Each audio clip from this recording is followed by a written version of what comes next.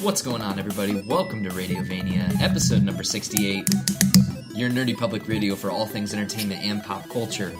My name is Zach Rotello, at Zach Rotello on Twitter and all the social media feeds, and sitting across from me is the bourbon pouring John Swan Song Parker. Here you go. We don't have a cork for this bourbon bottle, so that little twist-off cap was your introduction for the... That's fine for now. Let me move at a snail's pace to begin with. So let's introduce this is your semi-annual yearly booty call. Semi-annual yearly. Yeah. We're here in Columbus. Semi-annual bi-week. Semi-annual bi-weekly anniversary booty call. We're in Columbus. Which Carly's been to the last couple booty calls, so now it's like a three-way booty call. Three-way booty call. She's taking a nap in the other room. She couldn't handle it. No, she couldn't handle it. But she might drop in to give her opinions on stuff. Definitely. She's not drunk, though, so... Yeah. Coherent. Yeah, that's true. She was. That's true. But yeah, so we're in Columbus here. We're celebrating the premiere of Avengers Endgame. And we saw the movie last night. We're going to talk about it later in the show. We're going to do spoiler-free first, and then we're going to jump into spoilers after that. But we won't spoil anything about Endgame for the first bit of the show. We're going to do some news and stuff. But if you've never listened to an episode of the show before, it's very simple. John and I get together, drink alcohol, and talk. Does that about sum it up? Yeah, I mean, yeah, that's pretty much just it. All right. Yeah, so today we're drinking Old Forester. As I put it to John, it's mid-shelf bourbon. It's about $20 a bottle. Not terrible. Good mixer for old-fashioned. Neat. I've had better. But to be honest with you, that's not the purpose of this. No. This is a vessel to unleash my inner demons. It's a conduit? This is a conduit in which we get to Pig Boy. Ah. On steps to Pig Boy. Is Pig Boy coming out? Pig Boy's always hiding in the depths of the shadows. That's my secret. I'm always Pig Boy. Well, he's not going to say this, but Zach's birthday is coming up soon, too, so that's why we are here this weekend as well. Yep. So happy early birthday. I'm a quarter of a century years... I'm going to be a quarter of a century years old. Wow. That's crazy. Yeah. But yeah, thank you guys for listening. All you people out there got... You think you'll live to be 100? No. No. You know how they are... You know, I always think about this whenever I see articles that are like, this one simple trick will make you live... Like, will extend your lifespan. Like, this person did this one simple thing and they lived to be 110. It's always shit that I'm like, I'm not going to do that. Are you want to do me? a drink bet on how long we'll live? This shit just got morbid. Drink bet on how long we'll live. Yeah. No, I don't know. We gotta start eating more fruit, probably. I've been going to the gym. That's true. I got a gym membership, so nice. I'm not completely dying on the inside. Good. What else is new? What have you been doing? It's been a good month. I mean, not a good... Well, to be determined. It's been a month for entertainment. Haven't been reading a whole lot of stuff. I still have Gideon Falls in the back burner, waiting to find a good rainy day to curl up with a cup of coffee and kill that. At least the first trade, that is. John just informed me today the second trade came out, so I might just buy them both and then just read it back to back. Yeah, because the new storyline starts in this issue number 12, and it takes place in 1865 or something like that. So they're going back in time for this new storyline. It has no spoilers with what's happened beforehand. Each one is like a separate... No, the first two story arcs were the same characters, but apparently this new one is like fleshing out the world a little more. Interesting. Yeah, I'm excited. Okay, cool. Because that means that there will be horses in the back. Oh yeah, so we forgot to do Old Town Road intro. That's right. Shout out to Hard as Mike. Mm-hmm. Listen to that in the shower. Bless his heart. And to all the students who come out to the camp that I work at that get that stuck in my head daily. That'll probably play at a few bars tonight. Well, if I keep queuing it will. All right, so yeah, Gideon Falls is on the back burner for reading. In terms of playing, I was going to play Days Gone, but reviews are mixed to positive to negative. They're all over the place, so I'm not playing that yet. I'm really not playing any video games right now. It's kind of a lull for me. Me neither. I was going to get Kingdom Hearts 3, but I just haven't really had the time. Sure. I think I'm just going to save myself for my love of my life. Well, I don't know if you saw, but Kingdom Hearts is actually $40 right now on the sale, like the PSN sale. For what I've heard from people, like a $20 off is actually pretty solid for that. Kaylee played it and beat it, actually, and she said that like they were like, oh yeah, it's the third entry, but you don't really have to understand much. And it's like, she's like, no, it's like these people just show up, and you're like, who the heck is this now? So they definitely go all in. Yeah, well, I'm still gonna play it eventually. I don't know when. I got burnt out on Ghost of Tsushima, man. I can't do that game anymore. Or not Ghost of Tsushima, sorry. Sekiro. Oh, really? Yeah, I can't do it. I tried it. It's way too hard. It's like Bloodborne? Yeah, we talked about this on the last show briefly. Yeah. I kind of like played it for 4 or 5 hours and wasn't digging it. I picked it up a few times. It's just... That game is just not clicking with me. How much was it? No, I paid full retail for it. It's because I love Bloodborne so much. I was like, well, I'm willing to give this a shot. I like From Software. It's just too difficult. Like, the game is way too difficult. I need to give Bloodborne another chance. It's so hard, though. It's a hard game. Satisfying game, though, Bloodborne. Like, I don't feel satisfied in Sekiro. Like, I've moved on. I've only hit 2 checkpoints in that game. Nice. 2. Good job. 2 checkpoints. It's better than 1. It's better than 1, but I've been playing it for 8 hours. You would assume it's at the 8-hour mark, you would progress past the first, like, area of the game. It's insane. But movies, obviously, we'll talk about Endgame here in a bit. I saw Hellboy. You saw Hellboy? I went and saw Hellboy. You poor bastard. I had a morning off that I didn't have to go into work until later on in the day, and so I caught a 10:30 a.m. showing for $6 at my Cinemark in Oakley. What is that movie like at 10 in the morning? There was one other guy in the theater. That's what I would imagine. There was one other guy in the theater, and before the movie started, there was like 20 minutes of previews, like there usually is, right? And about 10 minutes into the 20 minutes of previews, this older guy who was sitting across the theater from me stood up, walked over to me, leaned over and said, "Excuse me, do you have the time?" And I was like, bewildered looked at him, and I was like, I pulled out my phone, I was like, yeah, it's like 10:50 right now. And he's like, shouldn't the movie have started by now? I was like, well, they probably have like half hour of previews before, and he goes, oh shit. And then he left. So then it was just me in the theater by myself for the rest of the movie. You know what would have been funny if that was like a time displaced version of yourself. Oh, that was me from the future. And he came back and he tested you to see how interactive you were with the elderly. And you passed. Weird. Congrats. All right, cool. Well, nice job. Zach Rotella, the human clock. Yeah, that's me. Yep. How was the movie, though? It's not as bad as people are saying. Yeah. Like, I pulled up... If you didn't like David Harbour, how would the movie be? So, interesting enough, I think he's not very great in the movie, to be honest with you. Like, he's got some good moments. I mean, he's funny, at least. I mean, like, he's got a good... David Harbour's his voice has like a comedic pitch. It's hard to explain, but he's kind of like he's likable, like just him talking. Sure. Like you like listening to him talk. So like even though he's not delivering the best lines, like he's still like he could just be saying something, but the way his inflection makes it funny. Yeah, it's sitting at a 14% on Rotten Tomatoes right now. I think that's really harsh. I've seen some 14% movies that are like... That's lower than Suicide Squad. That's lower than Suicide... This movie is not as bad as Suicide Squad. It has some redeeming elements in that the movie... Okay, so pros, right? Really, really interesting world design. Like, it builds off the back... It's like a spiritual successor to... I love the Guillermo del Toro Hellboy movies. I think they're like very underrated and very unique in their style.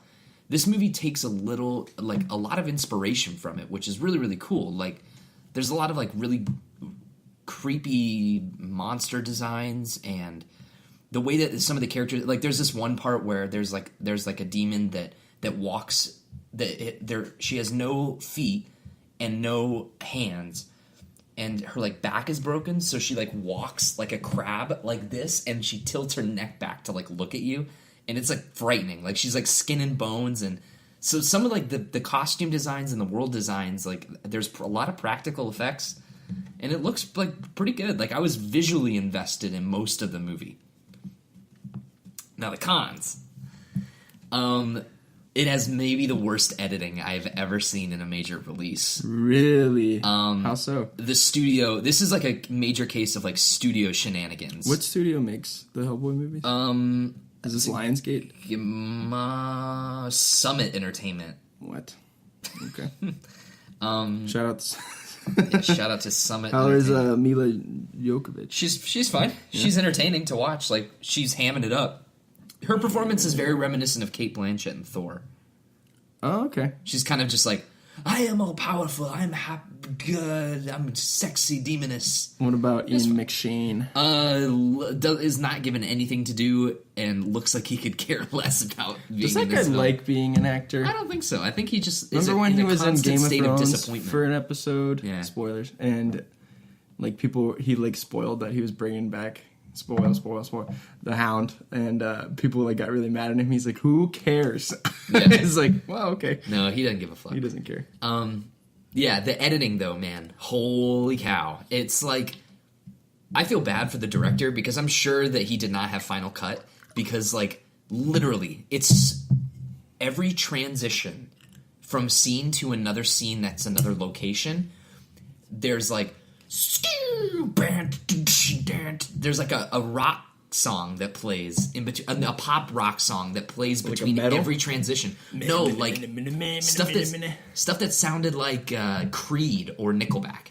Really, like pop rock would play in the segments when they would switch to different locations, and I was like, it's so jarring and so it does not fit the tone of the rest of the movie at all, and. It's just using the score between those settings would have completely like that. The editing in this movie really like knocked it down a few pegs for me. Like I was mostly engaged in having fun. Like it's a dumb fun ride. It reminded me a lot of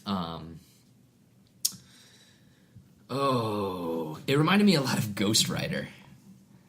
Oh, okay. Nick Cage, infamous Ghost Rider. Where it's like, what's entertaining about Ghost Rider is that it's kind of like so weird that it's a little bit interesting to watch. I had the same kind of. I mean, Ghost Rider is lame and boring, and that movie is really boring. Yes, it's really bad. So imagine that, but like Sam Elliott can't save that movie. Yeah, imagine Ghost Rider with a little bit with better visuals, okay. Better cinematography, better acting. And a semi-decent story. Like, I don't know. I think this movie's getting a little it's bombing. Like, have you seen the box office for this movie? I mean, like $10, right? It's abysmal. Like, what was the production budget? So I'll pull it up. I'm pulling it up right now. The production budget was $50 million, which is incredibly low for a superhero movie. Hence the editing. Yes. Yeah. So. You can roughly, like, the general rule of thumb, for those that don't know, is usually multiply the production budget by 2 to account for the marketing, because that's usually how much a theater, like a publisher spends on the movie is like double the cost of the production on marketing. And I saw a lot of ads for Hellboy, like on YouTube and on podcast stuff. And so around $100 million as of right now. Its total worldwide gross is $21 million. So it didn't even make back its production budget. Ranked 136 on highest grossing comic book adaptations. All-time domestic. Is that many comic book adaptations? Yeah. It's probably the bottom one. It's ranked 106 on worst openings for any like major release. Dude, rough. And it makes me feel bad too because I wanted to see David Harbour succeed as an actor in major film because I do think he has a great screen presence, but I don't know.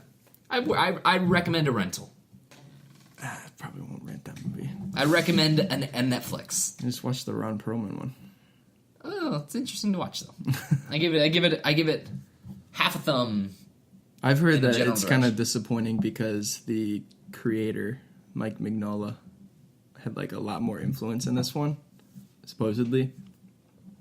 I doubt it. I really think it just came down to final cut. It's like when they were like, Jeff Johns is going to help make Suicide Squad, and it's like... Jeff Johns will be in this trailer. He did the montage portion. Sure. Yeah, so that's Hellboy for me. What about you? That was all the stuff that I've seen besides Endgame. I have not been playing games either.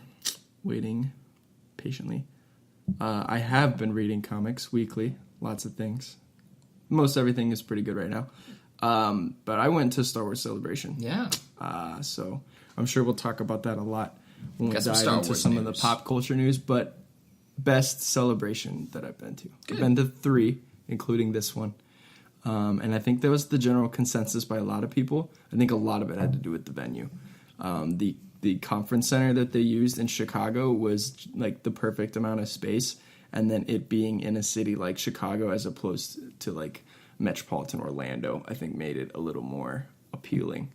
So it was a good time. We got to see each other. Yeah, On we got to hang out. Friday of Celebration. We got to hang out right after the episode 9 trailer dropped. Yeah, so so we that- got that evening. Yeah, so But yeah, it was a good time. A lot of cool cosplays. I saw some really interesting things. One of the funnier ones was Luke Skywalker. So it was like a guy cosplaying as Luke from the newer movies. So he's like old Luke. Okay. But it's mixed with Zach Galifianakis from Hangover. So he's wearing like Ray-Bans. He's got the wolf big shirt. beard. And he's got the baby in the baby carrier. Nice. But the baby's drinking blue milk out of a baby formula. Tinny And milk. I think the baby was like Ben Solo or something like Okay. that. It was pretty funny. It was pretty cool. funny. Yeah. Good deal. It's like was the baby fake or baby real? fake baby. Fake baby. Yeah. I wish it was a real baby. That'd been funny. But yeah, a lot of cool like mashups like that. There was another really good one where it was the Joker mixed with Darth Maul, and then like Harley Quinn mixed with like the Twi'leks, which are the aliens with like the tentacle things from like Jabba's palace. Yeah. That was a really cool mashup. Like they did just like good makeup stuff there. But other than that, like the cool thing about Celebration is like homies just like have their own R2D2 and BB-8. So there's like actually like droids walking around. You're like, this is unbelievable. How cool this is. All right. Yeah, good time. I'm Good time. glad you had fun. Yeah. So without further ado, then I guess we just jump into the news, and then we can do some celebration talk. Because the first 2 news stories we have are Star Wars. Nothing but Star Wars. We got the trailer, the first official reveal of the Rise of Skywalker. And the title reveal, because Yeah. we didn't know what it was. Episode 9, The Rise of Skywalker. John, what did you think about the trailer? I think it's a really good trailer. I was in the panel room when they dropped it live, so I'd watched a panel about episode 9 with all the cast and JJ and Kathleen Kennedy, and then they played this thing twice, and it just blew the roof off of that arena. But I think the visuals are really cool behind it. It's just very dynamic, in the way that we expect Star Wars to be. But also there's a lot of unexpected surprises in this as well. But yeah, this whole opening thing, like I love how it opens with like the breathing and stuff like that. Very good callback to the last trailer for The Last Jedi where she's breathing. Well, each trailer has opened up with someone breathing. Yeah, so that's pretty cool. And then, I mean, like you can just go like right into theories from here and stuff like that. But just like it starting with her doing this backflip is just metal as hell. Mm-hmm. Really cool. It's an expertly crafted trailer. I mean, like it's exciting. It's enticing. You want to know more about what's going on. It immediately presents a few new questions. It also gives us our first look at some things that we were like looking forward to and kind of like predicted. But then the Lando stuff is just good nostalgia. Oh yeah, seeing C-3PO hang out with the gang is pretty funny. Yeah. They show you Leia. Few brief shots of Leia. Yeah. It also gives us what might be one of my favorite shots in all of Star Wars. The Death Star in the ocean. Death Star 2 Death crashed Star in the ocean. Horses in the ocean. Palpatine in the bag. Yeah, so and then it ends with the familiar cackle of everyone's favorite dictator. Jared Leto's the Joker. Yeah. Palpatine. Palpatine? Yeah, and at the panel, they dropped, and then Ian McDiarmid, who plays the Emperor, came out and said, "Roll it again," and then dropped the mic, and then they played it again, and everyone lost their minds. But yeah, it is a good crafted teaser. They did very much say, JJ was like, "Do you guys want to see a teaser?" He never called it a trailer, so they always lean into that, where it's like I guess with the past 3 movies, they've done like one teaser, and then like months later we get the official trailer, and that's usually like 2 or 3 months before the movie comes out. So by the end of the summer, teaser is tone, trailer is plot. Yeah, and so we're getting the tone of the movie. The tone is obviously finality. There's a lot of nostalgia, and there's a lot of questions. Yeah. So I got some questions for you. Okay. How long do you think Leia is on screen in terms of minutes? If you had to, 6 minutes. 6 minutes? It's interesting. I think. How long do you think Luke is on screen? Skywalker. In case you didn't know who I was referring to. A little bit longer. Maybe like 10 to 12 minutes. Do you think there will be flashbacks before The Force Awakens with all 3 of the original characters? No. Interesting. No. They're not going to overdo the Carrie Fisher stuff. Like, she's going to have her exit. She's going to exit the film. They're not going to let her die. They're not going to kill her. They're going to like. But do you think Leia's going off do to you live think on they another filmed planet? a scene with the 3 of them when they shot principal photography in The Force Awakens? For Force Awakens? Because I think they did. Because I don't think they bring Harrison back, but I think they have stuff of Harrison that they didn't use. I mean, if they do, that's smart. That would be a huge nostalgia tug. I think it will happen. And I have. Is there a chance that Billy D walks in the room too? Yeah. Okay. No, so I have a theory, and the theory is tied to they had some slideshow presentations as the panel was going on, and there was an image of a rebel blockade runner parked in a swamp, or like some type of forest escape. It kind of flashed by really quickly, but it's it's a blockade runner from the opening of Star Wars. It looks too old to be something used by the Resistance. Okay. And I think that there might be a sequence with all of them after Return of the Jedi. Okay. Somewhere in between that and when Luke goes off to maybe form the Jedi Academy. Maybe even before Ben Solo was born, or maybe Ben Solo as a young kid. And they potentially made a scene, de-aged people. I think it's a realistic possibility. That's definitely a possibility. I don't know. If it is, it's no dialogue. It's just a shot. Oh no, they definitely have dialogue for that. Yeah. I don't know. I disagree, but we'll see. They're not going to linger too much on that stuff. Like, so obviously the theory that goes around, and it seems obvious. Like when I saw the trailer and it gave The Rise of Skywalker, I was like, that's a horrible title that it doesn't flow off the tongue. It doesn't make any sense. What does this mean? Is this confirming that there's bloodlines or whatever? But then the theory across all the World Wide Webs, and that everyone seems to think, is that Skywalker will be the new term for Jedi or Force user. Mm-hmm. That there will be the gray. Yeah, like they're going to abolish the Jedi and the Sith. And so many kids and new people are becoming one with the Force. They will be called Skywalkers. You agree with this theory? I do. Okay. I do agree with this theory. I think they've been building towards that in a couple of the movies. So, for sure. For sure. Yeah. So this Christmas, huh? Christmas time. This is December 20th, I think they said. Something like that. I like that shot a lot. Oh, yeah. Of Kylo tackling that dude. So here's one of the problems that I have. Okay. And we talked about this earlier today. JJ is going out of the way to introduce a new droid named Dio. And there's no R2-D2 to be seen in this trailer whatsoever. He is known for not having R2-D2 in The Force Awakens except for like 2 minutes at the end of the film. Rian Johnson also did not use him that much. He had a scene with Luke, but what's up with R2-D2? Do people not like R2-D2? I said this to you yesterday. He's hard to use in these are now like big budget, fast paced action movies. They're not slow, methodical 70s sci-fi like the original trilogy. Right. So you can't have a scene like you said around, where he's wheeling out a Bespin going, wow, and then the lasers are firing. It's like, how about this? What if they transfer R2-D2's consciousness to this Dio robot? No. But then he'll be a brand new robot, brand new legs. What if he makes the same exact sounds as R2 and acts just, and then there's a scene with 3PO and he's like, my word, R2, you have gotten shorter. That sounds awful.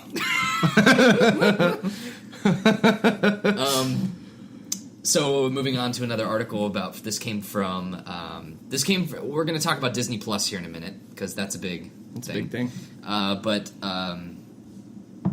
Bob Iger talked at a conference that he said that Star Wars is going to go on hiatus after Episode 9 comes out. He says, "quote We have not announced any specific plans for movies thereafter. There are movies in development, but we have not announced them." He said that after that, the franchise will focus more on TV projects. We will take a pause, some time, and reset because the Skywalker saga comes to an end with this 9th movie. There will be other Star Wars movies, but there will be a bit of a hiatus. End quote. So, I think this is good.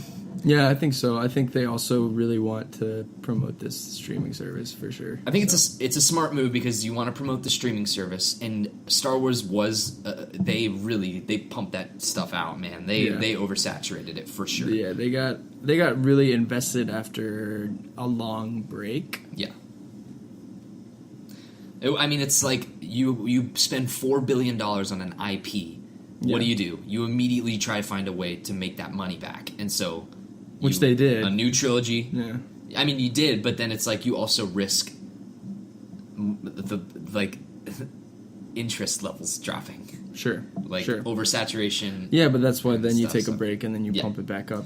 And people seem to be excited about The Mandalorian. I'm not really looking forward to it. I mean, I haven't... Did you watch any of it? I watched the leak of it, and it looks fine, but it's like... Which leak? The trailer or the scene? Well, I watched the whole panel. Oh, okay. Like the leak panel that they showed the video clips of, and then they showed the trailer. Yeah. I don't know, man. I mean, it's just not. I mean, I'm sure that I will watch it and enjoy it if it's well written and a cohesively done story that doesn't feel like toned down for TV Star Wars. No, I think it's gonna. If anything, it's gonna be more violent. I think it looks really cool. I like the setting. I like that we haven't had a story set in that time period yet, because I was very interested about the fall of the Empire and how that affects the galaxy, and they just didn't care about that in the new trilogy. So I'm pretty cool. I'm pretty excited to see that. There's a lot of cool stuff in that trailer that both nostalgic wise and oh shit, that's like a really neat idea. Sure. Seeing how the IG-88 droid works. Did you see that? He spins around and shoots people. With his because in Empire he's literally just there, he's like a statue, and they've blown him up in comics and shit like that. Yeah, exactly. But in this trailer, he's his head spins to target people and the arms move around and stuff. It looks really cool. But there's also just a lot of cool action pieces. Carl Weathers is really fun. I think that is really hilarious that he's going to be in Star Wars. Do you think that I like Pedro Pascal and I like Gina Carano. Seems like a really cool character. I love the list of directors that they have for the most part from people that I've seen stuff from. When the panel went on, Taika got the loudest applause. Obviously, everyone's really excited for that. So I'm curious to see what he does with any type of Star Wars involvement. But the Mandalorian character seems I just like how he's like Clint Eastwood in the Sergio lone gunslinger. Yeah, the Sergio Leone westerns where it doesn't really matter what his name is and stuff like that. He's just this entity. And then dude, him hitting a stormtrooper with an axe and breaking the face mask, that's cool. Yeah, good stuff. I'm hoping for the best, but I'm not looking. I'm not jazzed about it right now. Yeah. I'm sure that when it does pop, it launches day and date with the service. They haven't announced yet. I don't think if it's going to be all episodes dropped at once or if it's going to be a. They did not say that. They just said that the first one will open November 12th. What do you think it's going to be, weekly. And what would you prefer? Weekly and weekly. I I all at once. I want to watch that shit one day. I have a problem with that. Why? I need to space myself out because I just turn into a garbage person. I just want to watch the whole story. As much as I like waiting in between weeks for Game of Thrones, I want to know what happens. I want I had to rewatch Infinity I like that conversation. Endgame. I like the conversation that you have the week between episodes. I think, and not to say that The Mandalorian will be like Game of Thrones or shows like Breaking Bad where you had to wait for the next one. But yeah, I like that style. But they're gonna do both on the service. You've seen that, right? So some of them will be weekly, and some of them they'll just splurge drop. Yep, I saw that. Which is pretty interesting. Kind of taking off the Hulu model. Some of their shows do that, and others don't. Well, while we're talking about streaming services here, we're going to do some Disney Plus here in a bit. Actually, let's do Disney Plus now. Okay. Disney Plus is going to launch in November. It's priced at $6.99 monthly. The subscription... Is that low? Huh? We predicted higher than that, didn't we? So, analysts were predicting $7 to $8, which is what it landed at about $7. Mm-hmm. I was predicting $10.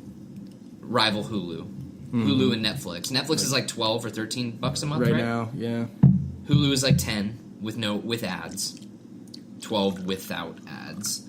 $6.99 is a steal, in my opinion. If the service is as good as it is, with as much content as it is. That's what I'm wondering, is how much content on the day of dropping. Well, that was what they...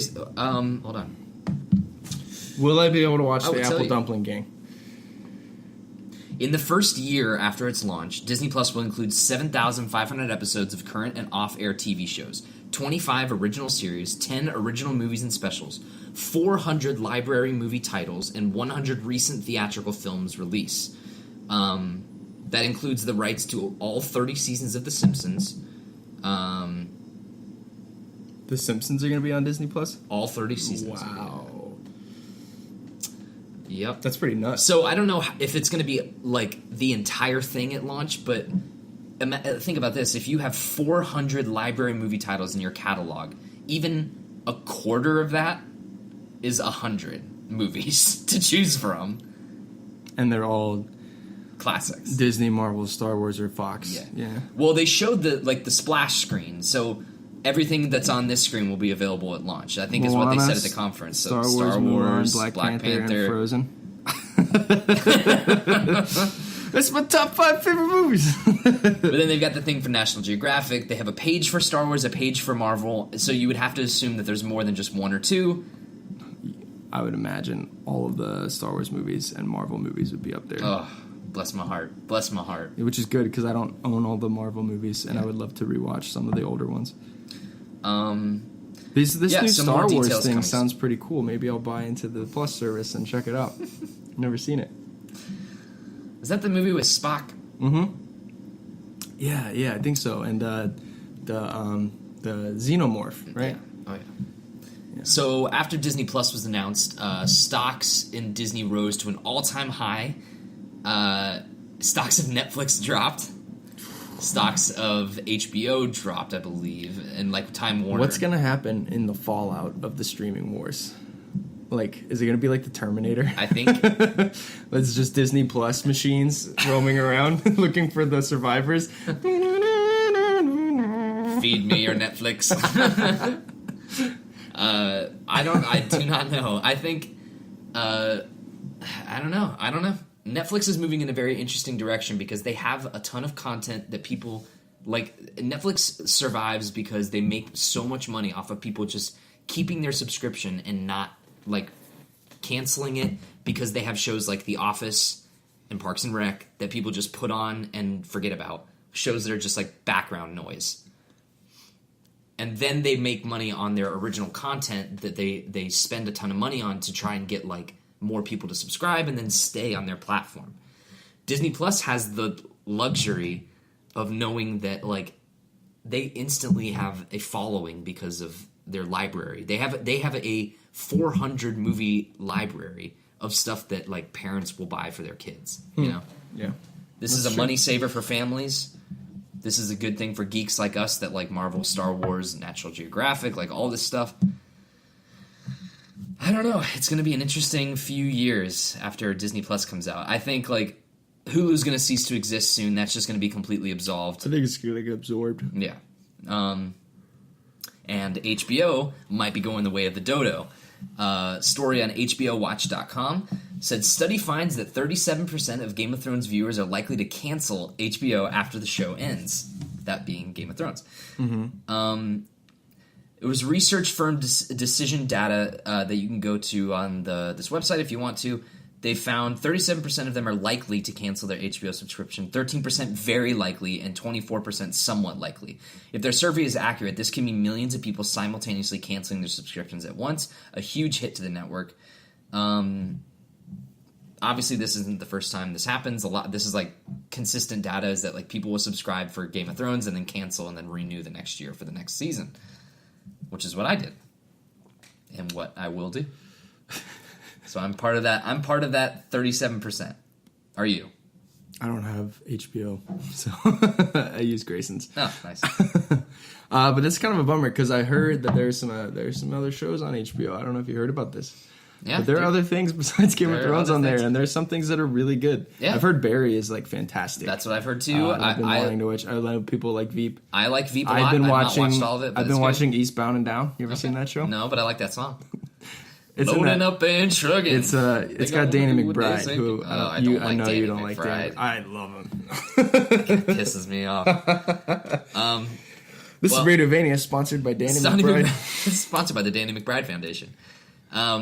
Game of Thrones was the premiere of Game of Thrones this season was pirated nearly 55 million times in one day.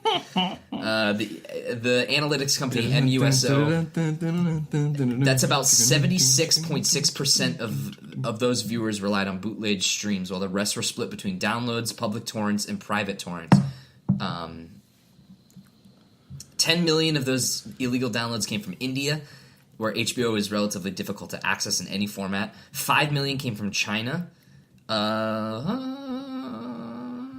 US was just shy of 4 million pirated views. Way to go. We're the Go bottom. us. Yeah, we're not evil.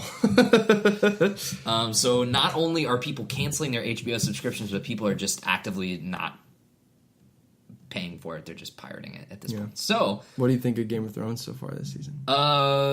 It's good. It's the first 2 episodes have been slow builds. No spoilers for Game of Thrones. Yeah. Because nothing's happened. Nothing's happened. Some pretty important stuff has happened, I think, Setup. In retrospect. Yeah. I think once this season is over, we're going to look back on the first 2 episodes as very poignant for the series. Yeah. But there's no action yet, which is there's a lot of that in Game Game of Thrones. They do that in their first couple episodes. Like, I always go back to this in the first or second episode of Game of Thrones. They're all about to go to King's Landing, right? And Sean Bean is talking to Jon Snow, and he's like, "Tell me about my mother." And he's like, "Tell me about my mother." And then Sean Bean's like, "I'll tell you what, when we get back from King's Landing, I'll tell you about your mother." And then he's like, leaves, and then you're like, "Oh, cool." And then we all know what happens. Off with the heads. Yeah, and so it's been like, and then like, what? We have like 4 or 5 seasons until you find out about his mom. It's like stuff like that. It's like there's a lot of good writing by those guys, those 2 writers. Yeah. In terms of season construction, for the most part, there are some seasons that are bloated. Yeah. What I do like about this latest season of Game of Thrones, and we won't linger on this too much because it's hard to talk about Game of Thrones without talking about spoilers. But Carly is rewatching through the entire series in an attempt to finish it before the finale. Oof. I don't think it's going to happen. It's possible. It's possible. Anything is possible. If you're determined. She's got 4 weeks. If you're determined, you can do it. But you can do a season in a day, like healthily. But I can't, in good conscience, watch any of that season 5 of that show because it's the worst season of television ever. Okay, that's the High Sparrow. That is not the worst season of television ever. You are such an exaggerated man. I know. But that season has one of my favorite episodes ever. Hard Home. Yeah. So just watch that one and then be done with it. That's like the best episode of Game of Thrones. No, it's not the best episode. But you can just watch that one and skip the rest of the season. It's so good. It is good. Those last 3 episodes are bangers of that season. It's the first 7 that you spend with the High Sparrow that you're like, come on. It's miserable. That's a miserable season. It's like that season. Let's see, that season Tyrion's riding on a boat for 4 episodes. Jon is counting food for 7 episodes. So stupid. But like 8, 9, and 10 of that season is pretty crazy. Yeah. Melisandre's doing Melisandre things. Melisandre's being Melisandre. Yeah. But yeah, she's like having Jon Snow touch her boobie. It's just funny, like watching the new season, like the current season, and then like watching an episode or 2 of the first season with her. I'm like, man, the show got better as it went along. It did. The production went way up. Production went up. Lighting just got better too. Coherence of story went up. Yeah. This is something I think Game of Thrones struggled with, and it struggled with me personally. There's a lot of storylines. It's a lot of storylines, and they're not focused enough. Like, I really like how this season and last season have been super focused. Seasons 6 through 8, they've really streamlined it. Yes. Yeah, and it's yeah. They're the best seasons of the show. 6, 7, 8 have been like almost flawless. Because so 6, far. 7, and 8 have been rewarding seasons of the show. You know what I mean? Like, you put your time in, you get that good time out. Yeah. So I'm excited to see how it concludes. I've got a lot of predictions for next week. This Sunday... Tomorrow is a big episode. Yikes. Directed by the guy who directed Battle of the Bastards. Battle of the Bastards. So that'll be fun. That guy also directed a couple other... Did he do... I don't remember. He's done a lot of the big ones. Though, yeah. So... Yeah, they're bringing back all their best directors. Like the guy, David Nutter, that did like The Red Wedding, he directed the last 2 episodes. So really good directors, cast on all front. But. All right, next up. Got the horses in the bag. I got that Joker in the trailer. Yeah, the Joker. Joaquin Phoenix play, or... Man. Thoughts? We finally get our first look at the long, It is mocked... better than I thought it was going to be based on this teaser. Yes. It is creepy. Yes. It's very haunting. The visuals are very dark and dim, yet it's like it's really like that's just like creepy. You know what I mean? Mm-hmm. And like they want you to feel bad for the Joker and stuff like that, and it's an interesting way of going about it. Like they're taking the theme of the Killing Joke, which is all it takes is one bad day to turn you from the person you are into a monster. Yeah. Which is one of my favorite stories in all of fiction, is that Killing Joke story. I think it's brilliant writing. If you haven't read it, go read it. Yeah. Don't watch the cartoon. But like this is like it's just interesting. Like it's like it's almost like it's like a parallel universe DC story. You know what I mean? And I'm kind of into how DC's just like. Connected universe, schmected universe. Like, we're just going to do this. Like, Arkham's hospital and stuff like that we see in this trailer. Yeah.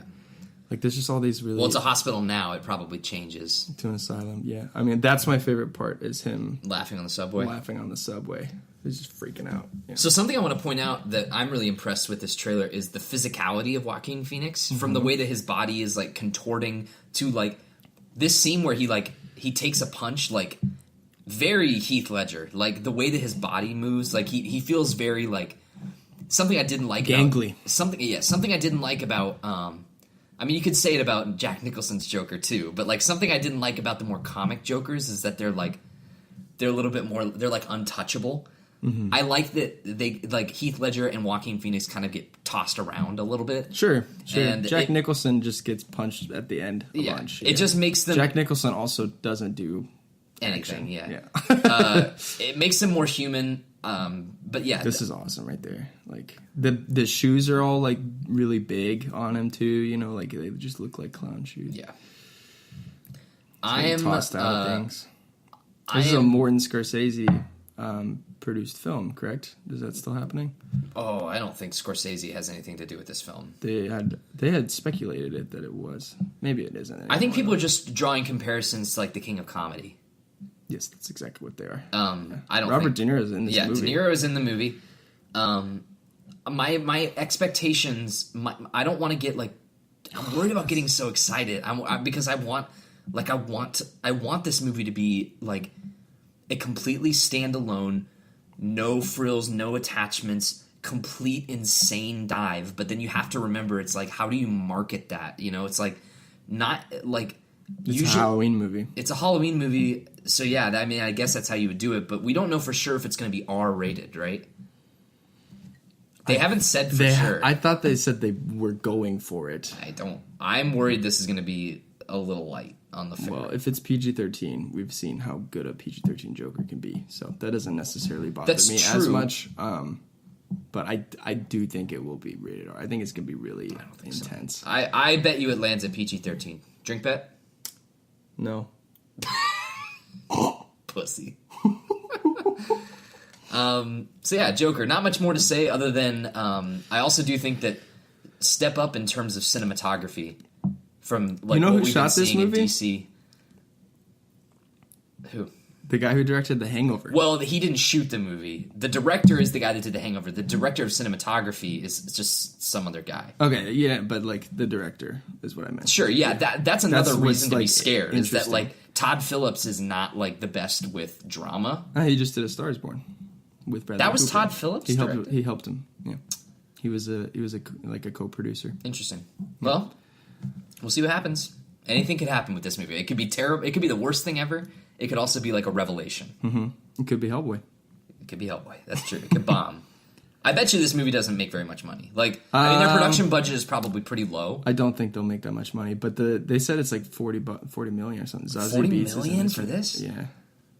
Or something like that. It's very low budget. Like, I like that a lot right there. Yeah, it's a good shot. Well, that's it's the thing like is that, like, the game, you know what I mean? Like, the guy, like, freaking out in a chair. But it's like, this is the perfect, like, thing. It's like, that shot is nuanced. Like, if this were Batman v Superman, it would be an insane close-up on this guy wailing and screaming, and then it would, like, quick close-up to Joker just, like, standing there. Yeah. And then it would, like, be a wide shot, and then someone would say something, like, goofy, and then they'd leave. That's Like, because Zack Snyder doesn't really know how to direct that well. Yeah, this is like a very, like, this is like an indie, this feels like an indie movie. Like, it feels like an art house, like a Wes Anderson movie almost. You know what It's it reminds like me of? This might not be a good comparison, but it kind of reminds me of Shutter Island. Yeah, I get Shutter Island vibes. You know what I mean? Like, just kind of, like, it's very weird. Just weird. Like that part in the bar where he's the only guy laughing in the bar, too.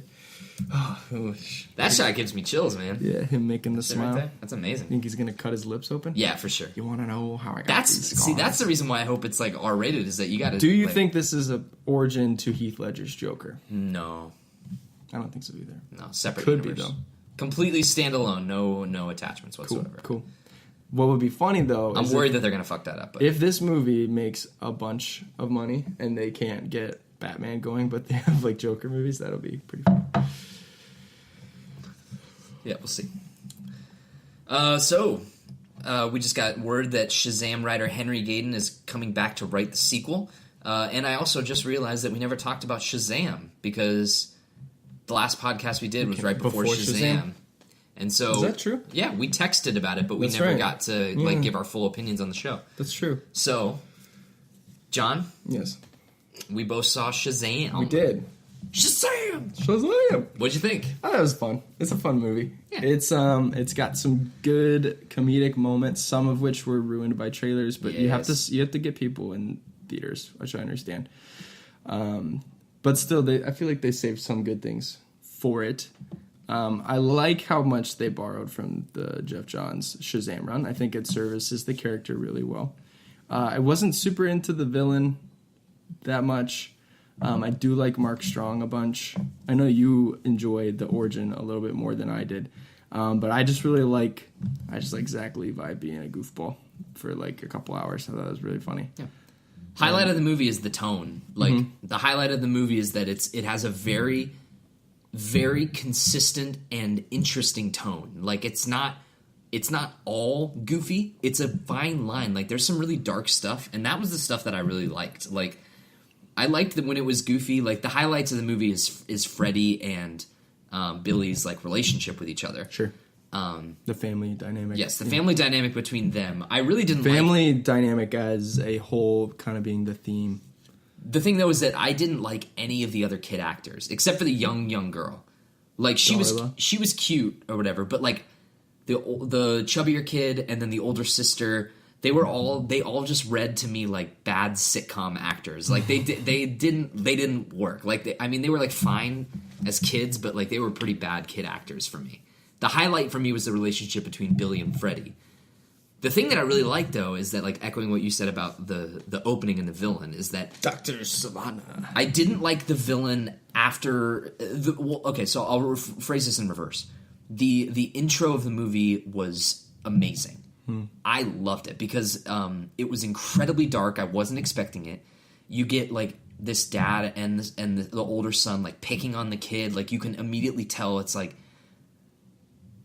a dynamic that if you've not, like, experienced it, you can, like, see it in other people, where it's like, you know, families can, like, rag on the runts of the family, or like a kid being a disappointment. That's something that everyone deals with sometimes.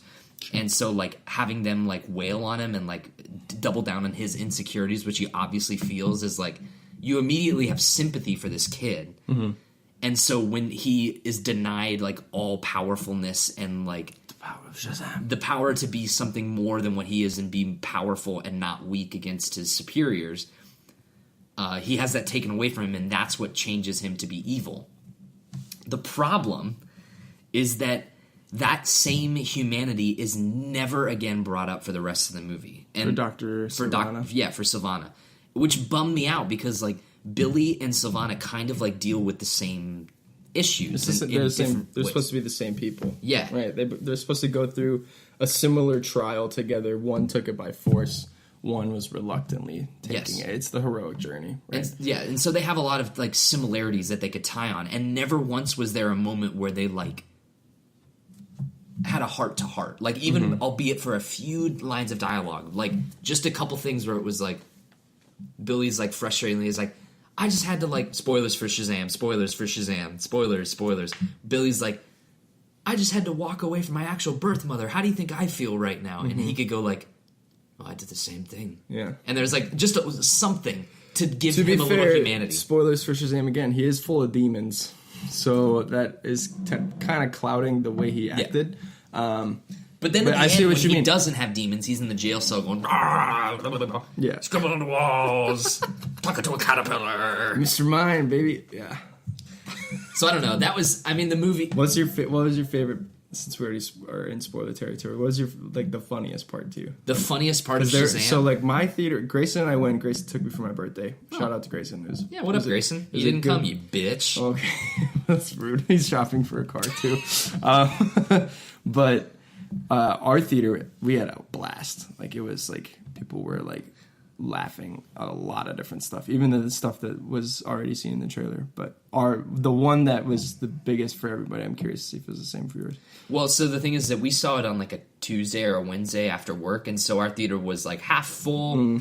It was the weekend after the movie came out, so our theater was like not super jazzed about it. It wasn't a very excited theater. Sure. I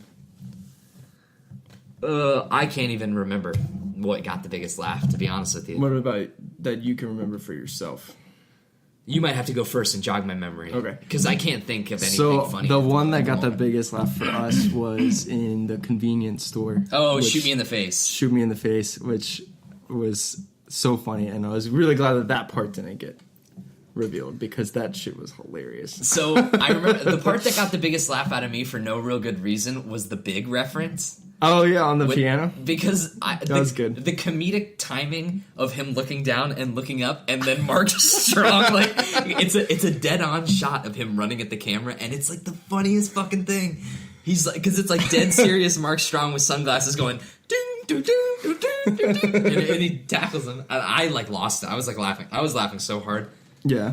But I can't really think of any other moments that my theater really burst out. Laughing about another one that people really liked. The strip club scene too got a good laugh. That was the thing. Like, why'd you think of this place? When they're running out and like covering up the youngest. Yeah, that was a big one. And the chubbier kid's like, not my thing. I was like, what up? I liked, and our theater really got into when he's like a street performer. Yeah. And he's like shooting lightning, doing the Rocky lightning thing. with my hands. Yeah, because it's in Philly, right? So that was, so stuff like that. But yeah, we just had a good crowd all around. It was pretty fun. Good. I probably would have enjoyed it more if I had a better crowd, but overall I liked it. It's probably the best DC movie since Man of Steel for me. I liked it better than Wonder Woman. Good emotional heart, even though I didn't like super resonate with the villain in the latter half and a lot of the other kid actors. I thought it had a good message and it was fun. That scene with his birth mom is probably the best scene in the film in terms of like acting and writing really and stuff dark. like that. Yeah, really tough subject matter that they were tapping into for a light. Made me tear up a little bit too, just in terms of like it's sad. It's really sad. Billy Batson is not a. Like, he's always been in the 30s. He's like, oh, gee, Willikers. You know, and it's like, that's why I like that they did that with him in this. He's like, oh, swell officer and all that stuff. But, yeah, like, Jeff Johns really made it dark in the comics. And I'm glad that they took that route. Because I think that's a more dynamic character for the film. I think it was smart, too, having... I remember what the other funny part was. But I'll let you finish your moment. I was just going to say, it's smart. I think it was a smart decision having David F. Sandberg handle this movie, too. Yes. For the same reason that James Wan did Aquaman but failed, in my opinion. Because James Wan and David F. Sandberg are both horror directors. James Wan didn't really apply that filter to Aquaman. David F. Sandberg definitely applied it to Shazam. Like, There was some scary shit in this movie. Yeah. Also, kids ruined my show. I gotta tell you the story. Move on. Yeah. I forgot about this part. Someone ruined our showing too. But so one of the things that was really funny that I thought was hilarious and very clever, because they do this in almost every superhero movie. Yeah. Is when they are really far from each other, flying in the sky. That was and really he's good like too, talking to him, and he's like, I can't. He's like, there's wind and there's cars going by, and he's like, I don't know what you're saying. Good. Like that, I thought was really clever. That felt like something that like they would come up in Deadpool. You know what I mean? Where it's like picking apart. Yeah. And the thing that I also really liked about Shazam is they did not hold back on making fun of themselves. Like they made fun of Superman and Batman and Aquaman. Like they really kind of just dove into being like, yeah, we fucked up. We know we're in on the joke. Yeah, let's make a joke out of it. That's fine. Yeah. Yeah, my theater. This mom had her like 4-year-old kids at the front of the thing, and I get it. I was like, it's a kids movie. Same thing with Avengers. It's like, if you go into that movie and there's kids, you kind of have to put on like a blinder a little bit. It's like, it's a kids movie. Kids are supposed to see it. You want kids to go to a movie and look up to their heroes, but at the same fucking time, control your damn kids, America. Control your damn kids. If your kids are, for instance, standing up and doing jumping jacks, not on the floor of the theater, mind you, but they climbed up to the stage below where the screen sits. Do you know how there's like the raised stage? The kids climbed up on that and did jumping jacks for a questionable amount of time before someone from the audience had to go to this woman and say, "Can you?" Because I overheard them saying like, "Can you please get your kids down off of the thing?" And she was like. She was probably just like, fine. She was, I was like, I just wanted to, I was in so much anger. And so like, that I had to like suppress that part of me that hates going to the theater for that. But, yeah. Cool. Shazam. Next. One last news story before we get into Marvel talk, and we're also coming up on an hour, so it'll be perfect. I didn't know this. Yeah, James Bond's Twitter account just tweeted the 25th of April, which was 2 days ago, that Rami Malek has officially joined the cast of Bond 25. Is he Bond? No, villain. Or at least people are assuming it's a villain. This is the next Daniel Craig. This is the last Craig film. I thought the last one was the last Craig film. I don't know if I can watch another Daniel Craig Bond movie. It'll be fine. They're going to wrap it up. Done with that movie. They're going to wrap it up. Now that he knows it's the victory lap, they're going to wrap it up. Dude, you've seen Spectre now, right? He's so lazy in that movie that he, like, like when they're doing takes, he, like, shoots the gun once and then just, like, puts it down. And it's like, yeah, in post, make sure that guy's dead. It's like, he's just so lazy in that. So lazy. It's a good movie, but come on, dude. Yeah, Daniel Craig is not my favorite Bond. But who is your favorite Bond? Have we ever talked about this? Sean Connery. Nice. Mad respect. Me too. Just because I like Sean Connery. I'm not the biggest Bond fan. I mean, the Daniel Craig movies, Casino Royale, Spectre, I guess I liked the last one. Spectre? You like Skyfall? Skyfall, that's what I was thinking of. Skyfall, Spectre, Casino Royale. Those are my favorite Bond movies. So all the Craig ones, then. But my favorite James Bond is not Daniel Craig. Is the campy Bond. Sure, yes. I like that. Actually, he's not even as campy. Roger Moore is the campiest of the campy. I thought Christmas only came once a year. Oh my god. Good stuff. I like Sean Connery the best. But my favorite Bond movie is GoldenEye, for sure. GoldenEye's a pure 90s nostalgia. Oh, yeah, GoldenEye rocks. Pierce Brosnan, Famke Janssen, Sean Bean. Sean Bean's probably my favorite Bond villain. Oof, actually, the guy in Casino Royale is really good. The Chief. Mads Mikkelsen's in that. Oh, fuck. Mads Mikkelsen. Bless up. Is he dead? No. John is just he in? Kiss this guy. Is he in a Marvel movie? Yeah, he's in Doctor Strange. Yeah, he's no. He's someone. He's like, the cursed one. Yeah. Isn't there like 3 villains in that movie? I still haven't seen that movie. You haven't seen... You gotta see Doctor Strange. It's a good movie. I've seen the first half. It's good. It's a really good movie. Where's Rachel McAdams in... Never mind, sorry. Who cares? I like Rachel McAdams. I think she's cute. Yeah, she is cute. But yeah, so... Rami Malek, obviously my big, like, huge man crush on that dude. I love him to death. Zach currently he's fully torqued. I think he can only go up from here. He just won Best Actor at the Grammys, Jesus Christ, at the Oscars. Zing. Check, please. Mr. Robot is coming to its final season, which is one of my favorite shows ever made. I think he is a fantastic actor, and he's very villainous. I can't wait to see what they do. I hope it's not a letdown. He looks like a villain. He's very, he's menacing without being, like, scary looking. He looks like a villain, yeah. That'll be cool. Yeah. Wait, unless it's another Craig, so that means they're going to have that blonde girl probably from the last one. Do you think she's still around? Maybe. All right, so we're officially at the hour mark, so John, we're going to take a little pee break, and then we're going to come back with Avengers. Give me an echo. Endgame. Sunday.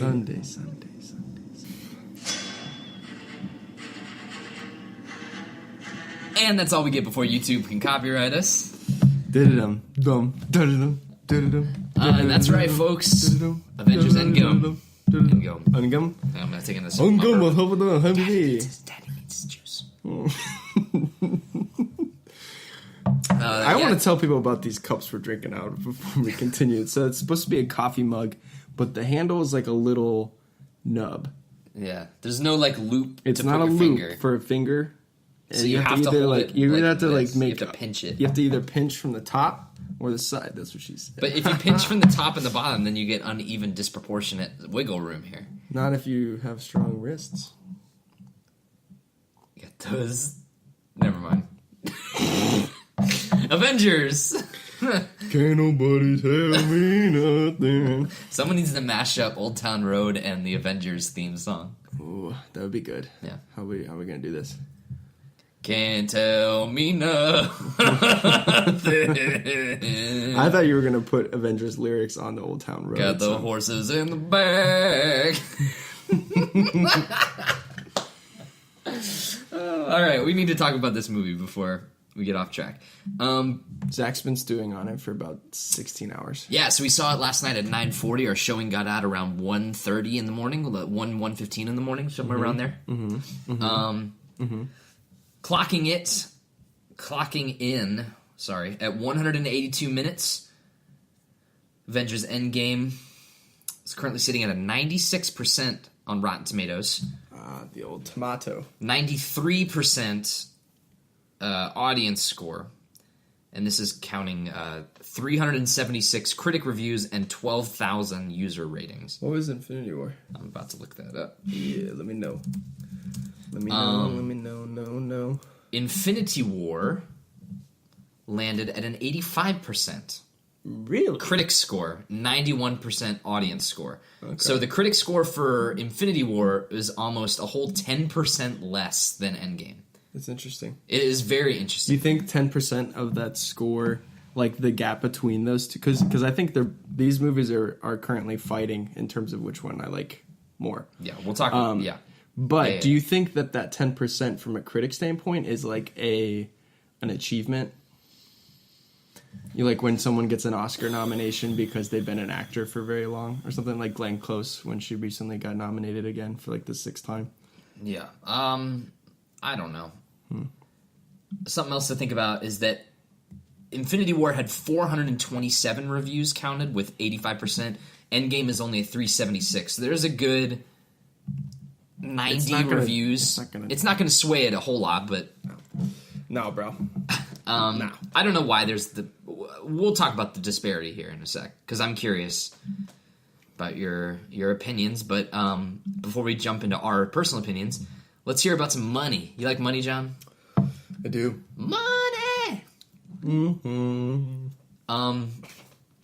This comes from CNN.com. It says, Avengers Endgame has made an estimated $644 million at the worldwide box office, making it the biggest global opening in film history. Yep. And the weekend isn't even close to being over. Yeah. The Disney and Marvel films surpassed the record held by Infinity War, which made $641 million. So $3 million more Endgame made on opening day last April.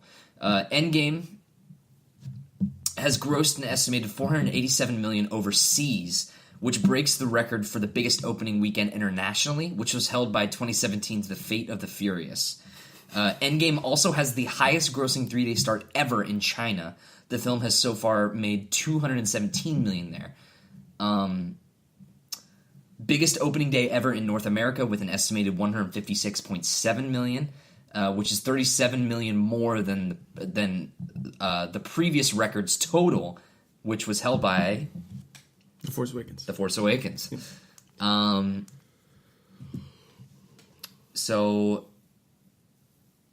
it's going to cross $1 billion. For sure. Oh, yeah. Definitely. The question is... Is Avatar still number one? Avatar is still number 2 one. billion? Does it beat 2 Avatar? point something billion. Does it beat Avatar? Avatar box office. 2.788 Avatar billion is USD. like an anomaly. It's like an earthquake. You know what I mean? Yeah. It's like that was a force of nature almost when that movie came out. Yeah. Like in hindsight, I don't even really like that movie that much, but I had to see it and I saw it like 3 times. And I don't know why. Yeah. Avatar's box office is also an anomaly because let me pull up the numbers here because it is fascinating. Not necessarily inflation. Domestic gross in the US for Avatar, $760 million. That's because Force Awakens has they had before. I think Infinity War beat it now, if I remember correctly. But didn't Avatar get beaten on domestics by the Force Awakens, and then Force Awakens got beat by Infinity War last year? Or are they still the number one domestic? I don't know.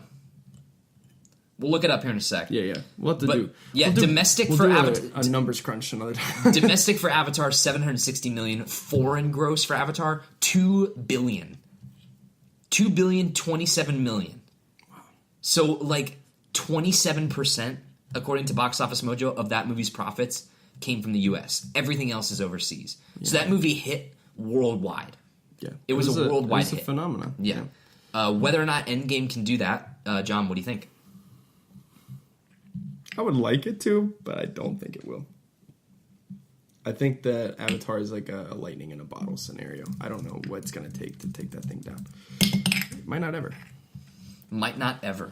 Yeah, unless you increase the amount of the dollar. According to this list, I don't think it's been updated yet, but Star Wars The Force Awakens still has the highest lifetime gross domestic. Okay. At $936 million. So it did just shy of $1 billion. Okay. Avatar. I contributed to that quite a bit.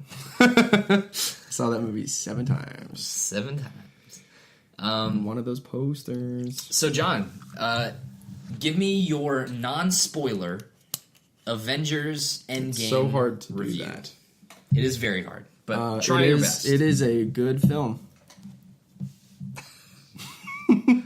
I just made a Kermit the Frog neck, but like, it was a good film. Well, you see, the Avengers Endgame is it's a good culmination of a bunch of movies over the past 10 years. You sounded more like George Lucas now than Kermit the Frog. It's like poetry. I envision it as 3-act plays. No, Endgame is. I said this earlier. We talked to Connor on the phone earlier. Yeah. It's fan service in the highest degree, in a good way. It is rewarding those that have invested their time into 22 films since 2008.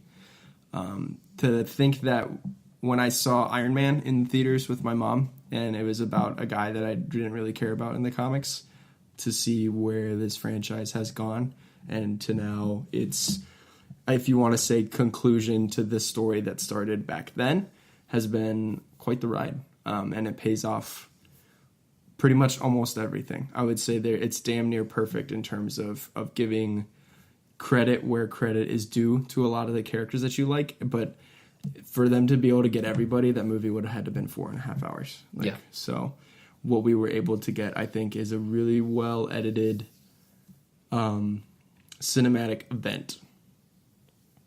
I think the Russo brothers and the writers putting that thing together, because there's a lot of moving parts in that movie when we get into spoiler talk, and it's a feat. Oh, yeah. So definitely worth, I mean, this is not one that you don't want to not see in the theater. So No. go check it out. Yeah. Hopefully see it soon. so you can see it with a bunch of other people that haven't seen it before. I think when it's everyone's first time in the theater, it makes it a lot more worthwhile. Yeah. I agree with most everything you said. I think that this movie is incredibly special. I think that it's weird thinking about it in terms of, like, it's not really a movie, you know? It's like a culmination of everything. Yeah. It's an anomaly. Nothing like this has ever been done before. Graduating high school.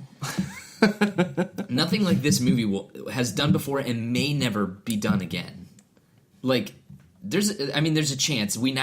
Other directors, young aspiring directors, now know the formula, right? It's whether or not you can hit lightning in a bottle again with something like Iron Man and catch the fire and start an entire... You catch things by snapping them. Yeah. And so I think Endgame is a must-see. If you're a fan of these movies, it's a must-see. If you're a fan of... So here's... Before you continue, do you have to see all of them to get the most out of this movie? Because I think you do. I told Shelby the movies to watch before seeing this, and there are some in this movie that she definitely did not see. Yeah. That are referenced heavily. I think that you can still...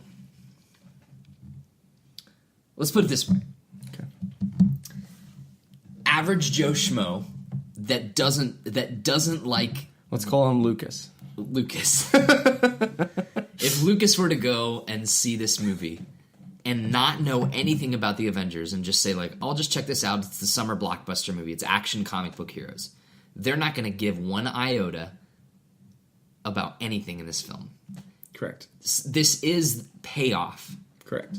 So you do need context, but I do think that there's enough... a lot of context. But I do think there's enough in this movie. There's enough context if you were to see Infinity War that you would still get payoff on a lot of that, because you still have the same through line. But it won't be the same, and the magnitude will be severely dampened. So I think that whole last 20 minutes, if you haven't seen all of the movies, they're nothing. I mean, it's still good action, right? And so it's. I'm not talking about that. I'm not talking about the action. I'm talking about the conclusion. Like, sure. All of that relies heavily on if you know those characters and if you've seen those trilogies of other characters, indoor standoff movies, stuff like that. Yeah, and the Marvel movies consistently make a ton of money. They're consistently like the highest box office thing in the world. They consistently make more and more money each time. So you can argue the fact that most people have probably seen this. So this point is probably not like super relevant. It's hard to find someone that's not seen at least one of these movies. Right. But it serves you the best if you've seen it. It does. I do. I agree with that. I think that this is a movie that is unique in the fact that it's not that it works hurts, because of everything. It doesn't hurt it. I'm not saying that it hurts it. You know, it's just like, that's just like a fact to be made, is that, like, that's part of being a fan, and that's part of fan service, is that you know about it when other people might not, because they reward the people that have invested their time. Yeah. I do think that... and we're going to keep going back to this, but sure, I think you could have gotten into Infinity War without seeing the other movies, and it would have been... That was exactly what I was going to say. And it's still as enjoyable. This one does not work that way. Yeah, Infinity War stands alone as its own story better than this does, for sure. This is the second half of a two-part thing. And so, like, going back, like, it's interesting to think that at one point this was called Infinity War Part 2, you know, that they were originally going to do Part 1 and Part 2, because I think that's apt. I like the title of Endgame, and I think it works well. I like having the separate titles for each movie. I think it feels like the second part of Infinity War in the first and the third act. Not so much in the second act, though. I mean, yeah. Just because that is a whole new thing, which we'll get into. It's very fun. No, I definitely agree. But still, I mean, like John said before, I'm still stewing on the movie. It's still fresh, and I've only seen it once. But I'm trying to decide where it lands. I've got my rankings pulled up, and we're gonna do some adjusting because I need to figure out where it goes. I need to figure out what it edges out or what it falls behind, if it does. So I don't know, but So what you're saying is what recommend. you're saying right now is you're trying to decide if this is your favorite Marvel movie or not. Is where you're at, because it's either going to be your favorite or your second favorite. I don't know. What's your number 2 behind Infinity War? I'm pretty sure it's Civil War. Is it Civil War or is it the first Avengers? My top 5 are Infinity War, Civil War, Guardians, Ragnarok, Avengers. Okay. So it's whether or not you enjoy this more than your boy, Captain America, or your boys, Thanos and Captain America. Well, I don't know. I'm still wrestling with it, because it's like, I've said this twice today already, because we talked to Connor about this in the car, but I told John yesterday when we were going to the movie that my favorite movie of all time is Return of the King. Shout out. Extended?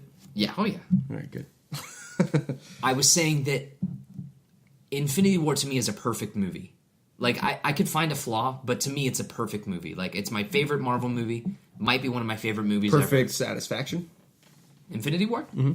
I mean, the same satisfying way that, like, Empire Strikes Back is satisfying. Right. But it's like, if of all the... What I love about... I think Return of the King is a better crafted movie than Infinity War. I agree. So, are you saying, like, perfect in, like, if it was, like, a critical review, or, like, in the Zach... Yeah, for me. Okay. For me. Yeah, cool. For me. I just wanted to get a context before you continue. And so it's like, if there was ever going to be a movie that would edge out Return of the King as my favorite movie, it was going to be Endgame. Or it could have been Endgame. We don't know if it is or not. Because it's like going to see the two towers and then going into that final exactly. shot. Because like most people, I feel like a lot of people say Two Towers is their favorite Lord of the Rings movie because it's the middle chapter. It doesn't have a definite conclusion. It's crazy. You get the Helm's Deep battle. You get a lot of awesome character stuff. But my favorite thing about middle chapters is the character building. Yeah. But my favorite thing of any story is the conclusion. Like, I want to see what happens at the end. And so this movie, I'm trying to, I'm stewing on the conclusion. Like, the last 20 minutes of this movie are incredibly dense with, character payoffs. And it's a lot to take in, emotionally and just general, it's a lot to take in. It's a huge knowledge dump. Mm-hmm. It's all this stuff that I have to learn to live with because it's lore now. Mm-hmm. It's part of the story. Mm-hmm. It's whether or not that I feel that it was satisfying enough to, edge out my other favorite movies, you know? Mm-hmm. It's difficult, but we should move into spoilers. Before you do. Okay. When you are comparing this to Infinity War, what is it about Infinity War because that's been out for a while. So I know you've talked about this leaps and bounds before, but what is it about Infinity War that makes it the best Marvel movie for you? To me, Infinity War is the perfect blend of the Marvel formula. It's comedy and action. Okay. Something about Endgame, which we'll dive into in spoilers, there's not very much action. They blow it all out in a few moments, but it's a slow burn. It's a lot of quiet drama for a lot of the movie, but it's a lot of talking. A lot of talking, yeah, which I like. I'm fine with that if it's good. If it's good, yeah. Unless you're talking about Darth Plagueis the Wise, then you're like, get the fuck out of here. And it's weird too because you're talking to the same guy that likes Return of the King more than Two Towers. The Two Towers has the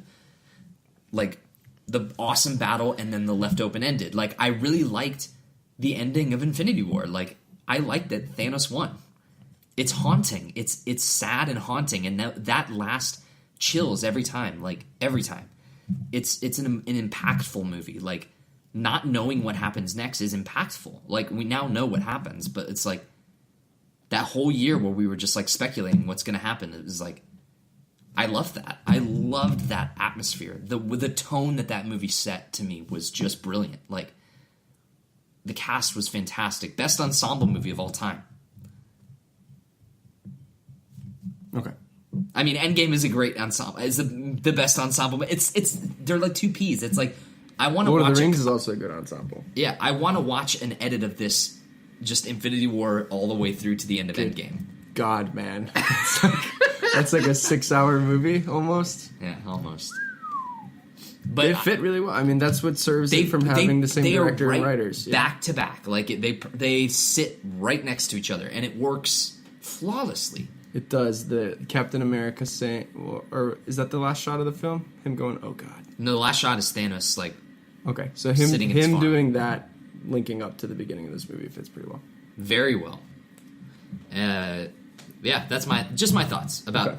So that's the wrestling. That's the wrestling match. I really that's like happening Infinity in my head. War too, but the thing that I like the most about Infinity War is Thanos. I like the villain, and I like his mindset, and for some messed up reason, you're kind of like, I kind of like this guy, like I kind of want to see him succeed, and it should feel wrong, but it doesn't. But I also enjoy, like you said, the blend of comedy and action. That movie, right from the get-go, is nonstop until you're over, and you're like 2 hours and 45 minutes later, you're like, what just happened? No, that's a real thing. Is it you want to see your heroes like fail sometimes, like. It makes them more valuable. It makes them like more open to harm, and that puts the story in a more interesting perspective. It really does. And so Thanos, like, being such an unstoppable force, is like it is. That movie is. I am the inevitable. I am inevitable. Yeah. So, all right. So let's spoil it up, baby. Let's spoil it up. Warning: spoilers. Stay away. Get back for the rest of the episode. For the rest of the episode. If you're leaving now, check out Radiovania's stuff. Yeah. Bye. We'll be here. And then come back to this once you've seen the movie. John? Favorite moment of the movie? Let's just kick it off right off the top. Okay, why did you do that? My favorite moment of the movie? Ugh. I don't know whether I want to go with a good humor moment, because that's what I really love about the Marvel movies, or do I want to go with like a touching moment? Or like a badass moment. You know what I mean? Yeah. Because like badassery is Ant-Man popping out of the rubble as like a giant dude. Yeah. That was awesome. Yeah. Like just him having full control over the Ant-Man stuff is really cool. But there's also like plenty of stuff like that. Like Cap getting Mjolnir. Thor dual wielding. Fat Thor. You know, like stuff like that. It's Rocket sitting on War Machine is still one of my favorite images I've seen in an Avengers film in a while. Like that's my favorite character is Rocket Raccoon, who was kind of underutilized in this movie, but that's okay. That's just a nitpick. He had a lot to do in Infinity War. I know you got a lot to do with the old class of characters. Favorite thing in Endgame, scene or moment? Moment. Favorite moment of the movie. So singular moment. Yes, not like singular set moment. piece. Yeah. My favorite moment is in the middle of the battle. Tony and Peter reconnect, and Spider-Man's just like talking really fast nonstop. He's like, "I'm here with Doctor Strange." He's like, "Hey, it's time to go." I was all dusty for a little bit. And you could see like Tony's about to like break down, and then he just like brings him in for a hug. That was my favorite moment. Yeah, that was a good one. I like that better than the scene that happens later, because that one's like happier for me, and that pays off everything that they've set up with that. And I'm getting kind of like, now the emotions are going to hit because I'm not as drunk as I was last night. But that was my favorite moment. It really serviced well, because Spider-Man is my favorite Marvel comic book character, and he's very close to being my favorite character in comics with Batman as well. But the thing about Spider-Man that I love the most is he's the everyman. He's the kid that anyone could be. We've talked about this with Into the Spider-Verse. He's also a character that many different demographics can be a part of. Yeah. And they've just handled him so well. Yeah. So seeing that interaction, and I was really skeptical at first about them not having Uncle Ben, but having this fatherly relationship with Iron Man was something that they really cashed in on. That we never got with great power comes great responsibility, which I thought was going to be something. I thought Tony was going to say something like that. I don't know if they're going to do that or not. That's a huge part of that character. I think it would maybe one day. It would be weird if they didn't. Maybe one day. Maybe. But yeah, that was my favorite part. What about you? It's there's a couple that are battling it out. If I had to pick one, I think it would probably be Avengers Assemble. Like that culmination, like that the score leading up to that, all the people that you loved coming back from the dead, like really cool. coming through the portals, and then Avengers, and then the right amount of pause, Assemble, and then it's like he also hype says as it fuck. really quietly too, which is cool. Assemble. Like the music cuts. Someone on the other end's like, "What did he say?" But then the other one that really the other one would be Cap fighting Cap that got me. See, that's like good comedy stuff, and like I feel bad picking those as my favorite things. Man, but it really hit me. Like that line where he says, "I could do this all day." Yeah, I know. Yeah, I know. It's like that's my favorite thing. Is that like even Steve Rogers, knowing that he's stubborn, is like willing and ready to fight himself, who knows that he's never going to give up in a battle for like to save humanity. It's like that scene really was awesome. Like it was so good. The other part I really liked was, and I didn't know that because I didn't look at the score, the Alan Silvestri score on Spotify. It just launched. It released like a day or two ago. One of the tracks is called Tres Amigos, and it's the song it's the music that plays as Cap, Iron Man, and Thor walk out of the rubble and are looking at Thanos and talking about what their plan is. That shot of the three of them, like looking down on Thanos, I was like, yeah, that really shot cool. is awesome. I think it's really cool too because like that's a good flashback and callback to the first Avengers when the three of them are fighting in the forest. They don't get along. Yeah, they're hotheads. Yeah, they've really learned to work together as a group. Yeah, that was really cool. There's a lot of good stuff. There's a lot of good stuff. There's a lot of funny stuff in this movie too, which I actually did not expect it was going to be this funny. I thought that Infinity War would be a funnier movie for sure. I was thinking this would be way more sober. But this one, they really like in the Thread of Oblivion, they were still like pretty having a good time. I think it's funnier than Infinity War. Yeah, like there's more comedy. I mean, it's also a longer movie. Yeah. The thing that serves Infinity War so well is that goddamn Guardians with Thor dynamic. Space. Which they don't really have as much in this one because most of them are gone until the end. But yeah. Yeah, it's a funny movie, man. Fat Thor. Yeah. That's a good reveal. Really so funny. let's talk about the thing that everyone wants to talk about. That's the most spoilery thing, which is Iron Man dies. Yeah. That's the thing that it's like the very end of the movie. He wields the Infinity Gauntlet. So we've had three wielders in the films. Thor, Hulk. Iron Man, Thanos. Hulk.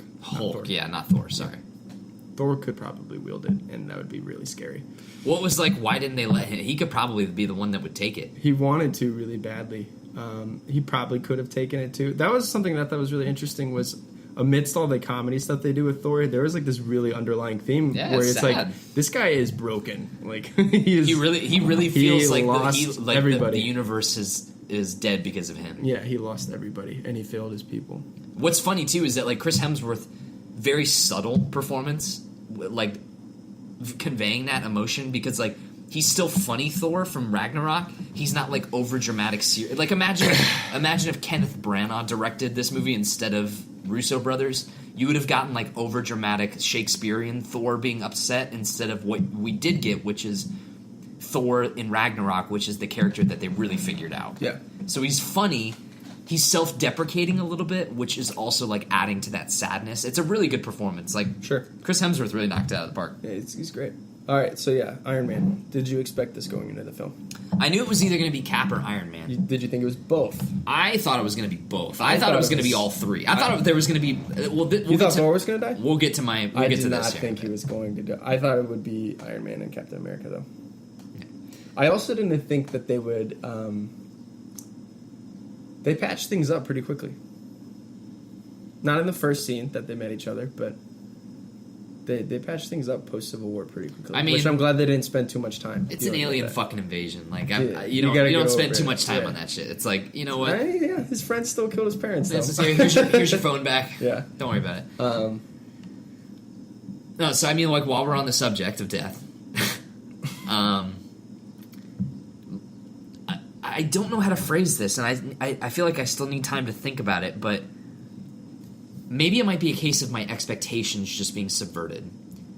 But I was expecting way more carnage. Like, I was just expecting this to be not like a bloodbath, but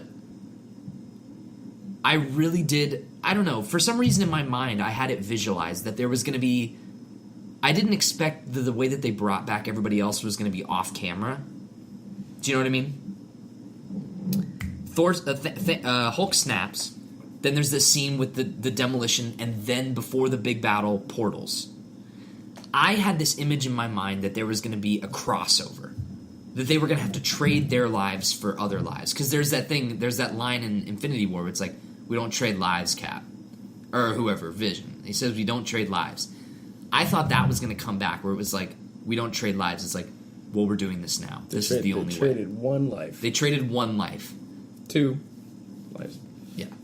But, like, I had this vision of, like, you know that scene in Infinity War where Thanos wakes up and then there's, like, little Gamora and she's like, what did it cost? Yeah. I had this image of, like, that soul plane. Yeah. All the dead characters on one side of the screen, all the living characters. And then it's quiet, it's somber. Maybe, like, a little piano music or some strings. And they, like, each get to have, that's their moment. With and then they cross, and then they cross over. And then there wasn't even though. That's the problem. No. Yeah.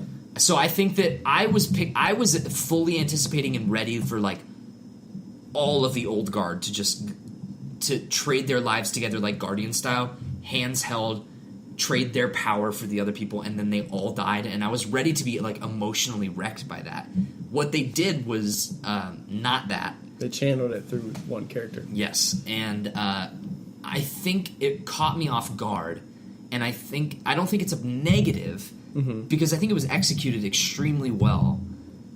And so it's hard for me to phrase this in, like, a criticism, because it's not a criticism and it's not a praise. It's like, I just found it interesting. An interesting choice, because I was expecting it to be a lot more consequential, I guess, in terms of lives lost. Gotcha. I don't know. What about the scenes, though? What do you think? The scenes with, like, Tony? Yeah. I mean, they're incredibly well done. Like, I love the reverse shot of in Infinity War, you have Peter laying on the ground with Tony above him, and now in Endgame, you get Tony on the ground with Peter above him. Yeah. And it's like, it's incredibly moving. And then, Pepper the best acting I've seen from Gwyneth Paltrow in any of these films. Yeah, and the Ironheart suit, that was pretty cool. Yeah, I don't like Gwyneth Paltrow personally. I don't find her, like, good as an actor. But she brought it in that scene. Like, the emotion on her face is like the emotion of someone that, you know, would, like, that. It was, like, visceral. Like, she gave a really good dramatic performance there, and it definitely worked. For sure. Yeah. It was incredibly, like... People were, like, sobbing. Yeah, our theater was... I mean, like, I had, like... I was welling up, and, like, I could feel, like, my throat kind of getting tight, but I wasn't, like, sobbing. There were people that were, like, sobbing. Yeah. And, I mean, honestly, that, like... That added to my emotion, because I was like, fuck. It's like, this character means so much to so many people, and this is so He does. rough. He's a big... Like, Nate's probably devastated. That's Nate's guy. Has Nate seen it yet? Yeah, he texted the group. He saw saw he it did? at 2 a.m. last night. We should call him later. Okay, yeah, cool. I figured he would going into it. I think it was pretty evident in Infinity War when he's like, we have one chance of winning, and that's why he stops Thanos from killing Tony. You know, it's like Tony has something to do with it. I just didn't know what it would be. I did not think he would wield the Infinity Gauntlet. That was a surprise. It was cool, though. Yeah. I really did like... Because I think most people in the theater knew it was coming because Doctor Strange's like... The one thing. It's like, you're the one... He's like, you're the reason. Like, yeah. This is like... If I tell you, it won't happen because he probably So when he known. did that, this is what I thought. Okay. When he did the one, I thought he meant all you have to do is take one stone and the gauntlet would explode. So I don't know where I was really intoxicated. But I thought all Iron Man had to do was take one of the stones out of the gauntlet, and then, because they show it from the side of the hand palm, so you're like, you can't see all the gems, and he snaps and nothing happens. And I thought when he snapped, what was going to happen was he was going to blow up, because it doesn't work if With you all of snap with 5 out of 6. But then it turns out he just took all of them, which makes more sense. But anyway. But good direction. Someone on Reddit pointed this out. That's funny. It's like, how was it so easy for him to just yank? Why didn't they do that in Infinity War? Yeah, they were trying to pull the whole glove off. Spider-Man could have just been like, thwip, quick. It's like they were that easy to take off. They just came out just like really grab easily. them. Jesus Christ. That's a plot hole, but there's a lot of those. This is the thing, is that you can nitpick this movie to death because it's any movie with time travel immediately opens itself up to be like completely susceptible to like plot holes. Mm-hmm. You kind of have to just ignore that, because if you start thinking about it too long, it's like it gets really complicated. Like, have you ever sat down and thought about how the Terminator storyline works? Like, what? Yes. Yeah. So we haven't even talked about that yet. They time travel in this movie. Yeah, so... to 3/4 different movie periods. Avengers, Thor the Dark World, Guardians, and... Vormir, which is Infinity War, but... Sure. And then a 1970s version of the camp that he went to in First Avenger, and Winter Soldier. Yeah. I thought they were going to go to the 40s. I was wrong. 40s? To get the Tesseract. Okay, Yeah. Yeah. No, the time travel stuff was awesome.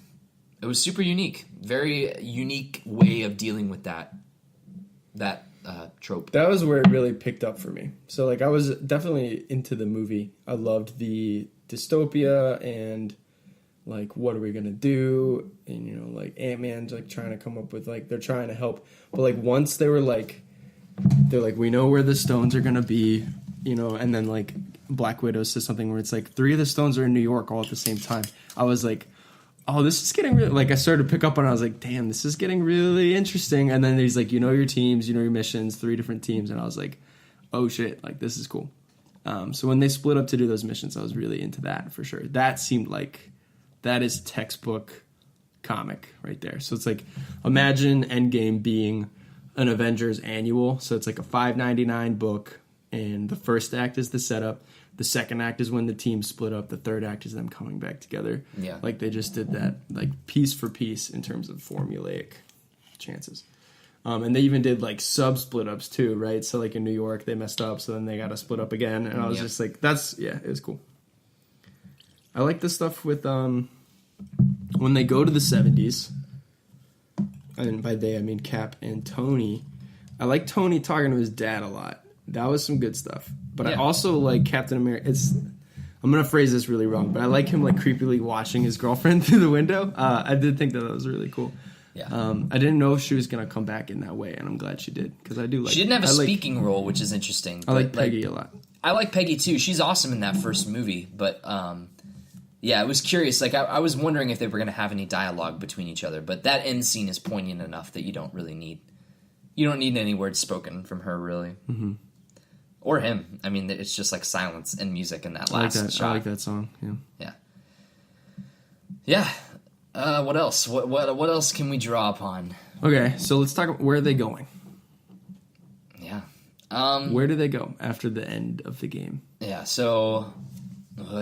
So Thor's with the Guardians. They've announced that they're taking. But the Guardians are without Gamora still.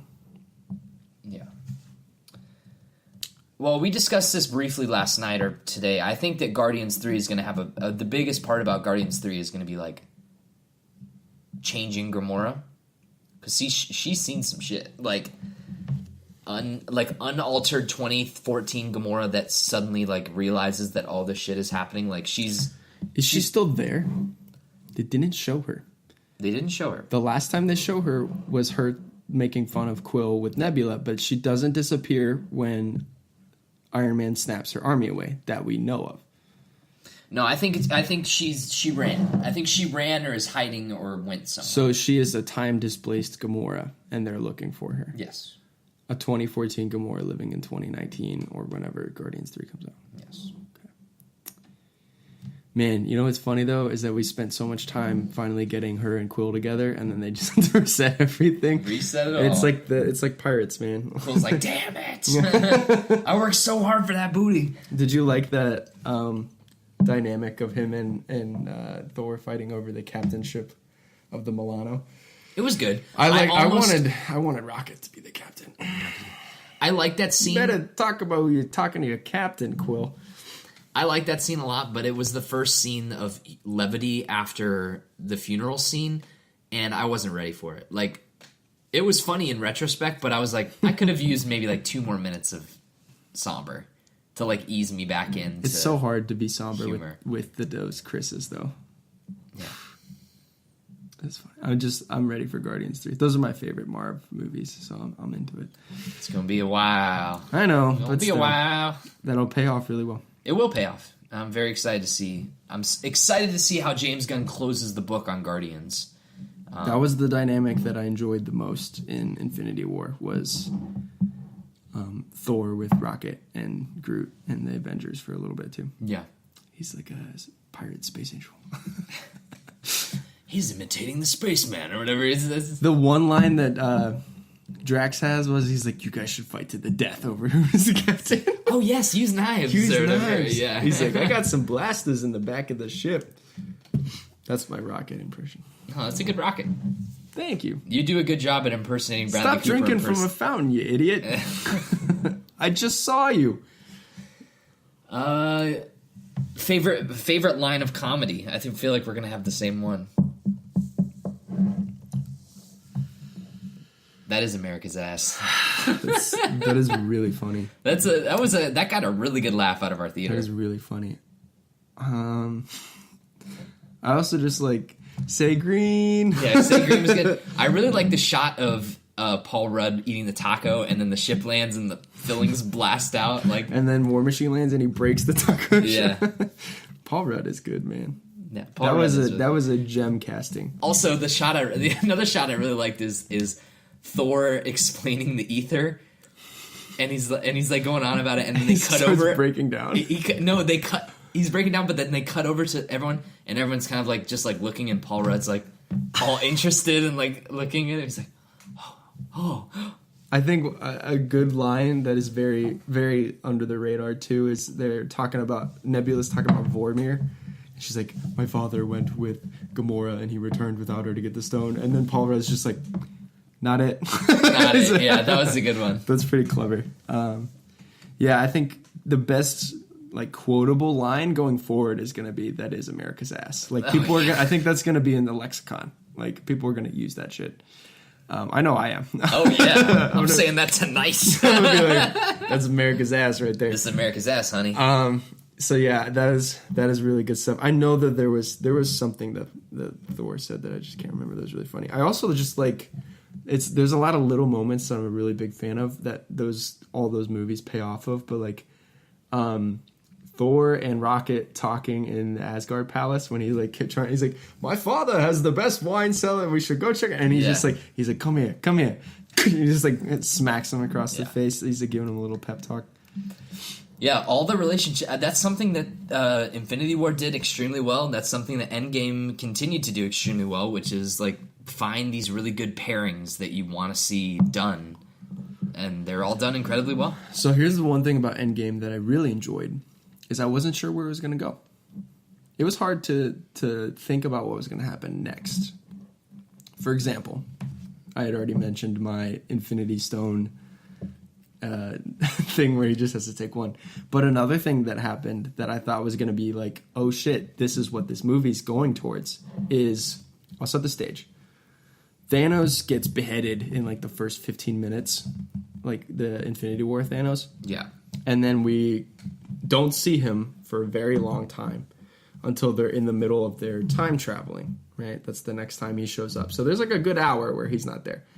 But there is a little bit before that, there is a moment where they are in New York and the Tesseract falls out of a briefcase and Loki picks it up and he vanishes. And I was like, oh shit, Loki's gonna be the villain for the rest of this movie. Like they're gonna bring it full circle. And you don't see him again until like a little cameo for Dark World. But yeah. I thought that that's where it was going to go. Like they were. How did they get the Tesseract back after he vanished? They went back. They went back before that. That's right. Okay. But like I thought they were going to have to go chase him to Ragnarok, which is what I thought was going to happen. But no. I liked that I liked that Tom Hiddleston was present in this movie, but not like an overwhelming force. He didn't speak at all because he's got the. And I liked that because like I love that there was his death is like extremely important for Infinity War because it sets the tone for that movie. It's like anyone you thought was invincible is not. No resurrections this time. Yeah, that line is awesome. That's a great line and. So that's the one thing that I do wish Endgame had more of is good quotable Thanos lines. Because I think Thanos you could make really good business posters I am inevitable.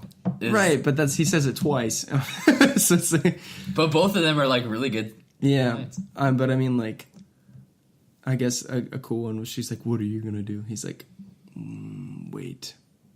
Just like Brolin has such a good voice Yeah. for Thanos, and there was so many cool lines in Infinity War that I really liked. Like even that one from the knife thing, right? Yeah. That's one of my favorite Well, monologues. you said it earlier, man. Infinity War is the Thanos movie. And then this is the Avengers. This is the Avengers movie. It's like they work so well together. It's like, which one do I like better? I don't know. Fuck it. Either one. Flip a coin. Which one do I feel like watching today?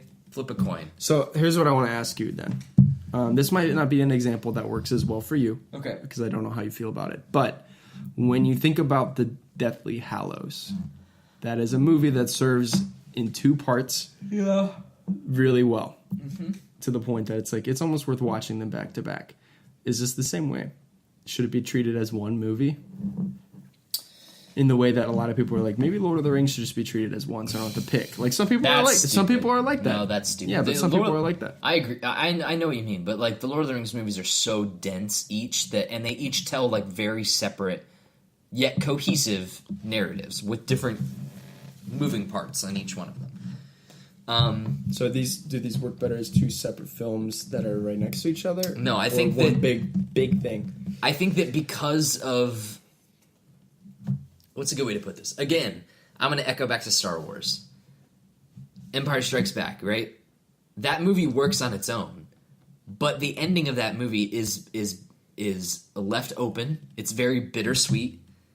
It's It's one of my favorite endings. It's a great ending. Film. I think Infinity War is one of the best endings ever that I've ever seen in a film because it did something that we weren't expecting, or maybe a lot of us were expecting that read the comics, but it did something like unique for a film and left it completely open with almost no bittersweetness.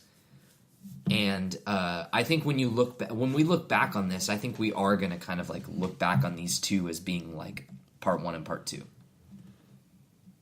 like the two chapters of the end.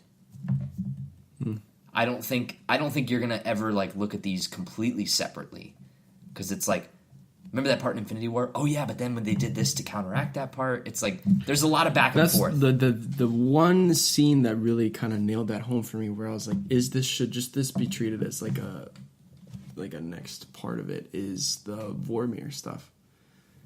Like they do that scene, it's almost identically shot, which I thought was really cool. And they play the same music too. They play the same music. They also, I don't know if you catch this, I thought that this was really clever.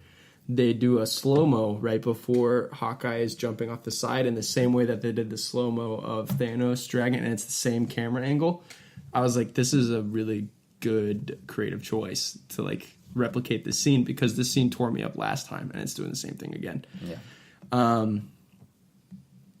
That was where I was like, okay, this is what makes it the same connective tissue to the last one.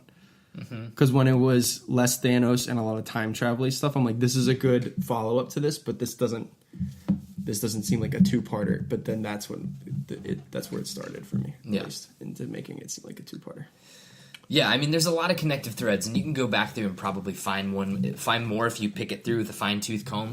Music cues, angles and cameras, like characters talking to each other, the subtleties and performances, but yeah, I don't know, man. I think that they work really well together.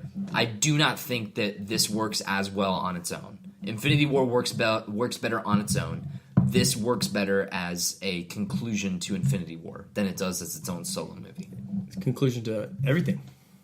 Yes. So, okay, I got a couple other things. Okay. Captain Marvel. We're post the solo release of Captain Marvel. Yes. What do you think about her usage in the film? I was underwhelmed. It was fine. I mean, I liked that. The consensus seemed to be that people were worried that she was going to be a Deus Ex Machina. She kind of was. Not really. She comes back, she blows up a ship, but people were worried that she was going to be the one that saves everybody. She doesn't really. Like, she goes to attack Thanos, and Thanos kicks her ass immediately. Yeah, he does take her down pretty well. But for a second there, I thought she was going to win. But, okay. Yeah. No, I was fine. I mean, I was fine with it because they didn't overdo it. She's in the beginning. She says some badass lines, and then she leaves for the rest. I forgot that she was even in this. Like, when she came back in the end, I was like, oh, yeah, that's right. Captain Marvel's in this I think movie. that's a problem, though. It is. I do. It's a problem. It's a problem if you're concerned about that character having a presence in these movies. But I think that they'll figure her out. I just don't. She just feels shoved in like Black Panther felt shoved in. I don't know. I think Black Panther works fine. No, in this movie. I think Black Panther works fine in this movie. He's got not even there. He's not there, but he's got Wakanda behind him. The purpose he's of only there because of Wakanda. Black Panther. You could have had Okoye with the Wakanda there. You could have true. But also, Black Panther's purpose is leading that army. M'Baku was alive too at the end of Infinity War, and we didn't see his ass until the fucking final battle either. Like, where the hell were these guys at? Take Wakandans with you in the past. That's what you need. Yeah. Like, where was Wong? Like, all I want... Yeah. That too, yeah. Wong was alive as fuck. All I wanted to see was Okoye stab Robert Redford in the throat with a spear. Oh, like, that's what I was looking for. Right? Like, crossovers like that. That would have been cool. But cool. I get it. They were focusing on their old guard. Well, let's keep on this. What do you have any criticisms? We've been talking a lot of positives. So this is my biggest criticism. Okay. The biggest is I think a really good connective tissue for these movies is Nick Fury, and I feel like they just really didn't know how to use him in these last two Avengers movies. He's a post-credit scene in Infinity War, and he appears in this one, and he doesn't say anything, and he's on screen for maybe like 3 or 4 seconds. Yeah, Nick Fury is he kicked the universe off. He kicked the universe off, and Iron Man is the first movie, but he's the hype moment at the end of that movie. He put the team together. Yeah. In that first Avengers movie by tricking them, but he put them together, and I really wanted him to be more involved, and I thought that after Captain Marvel that he was going to be, and it was just surprising to me that he wasn't. It doesn't ruin the movie for me, but that's one of the biggest nitpicks that I have is because I really nitpick, if you will, is that right. I really like that character and I really like that actor, and I think that he does a really great job in the role, and I was looking forward to him kicking it at the end, and he wasn't at the battle either, you know? Yeah. Like, if he showed up, this is what I wanted, okay? Him showing up with Phil Coulson's gun from the Avengers. That would have been fucking sweet. And he's just like, and he's just like blasting fools. So that's what that does. He's like, this is what this does. I'm sick of these aliens. How cool would it have been if he dropped the one F word? The one F-bomb. Yeah. It's the perfect guy to do it.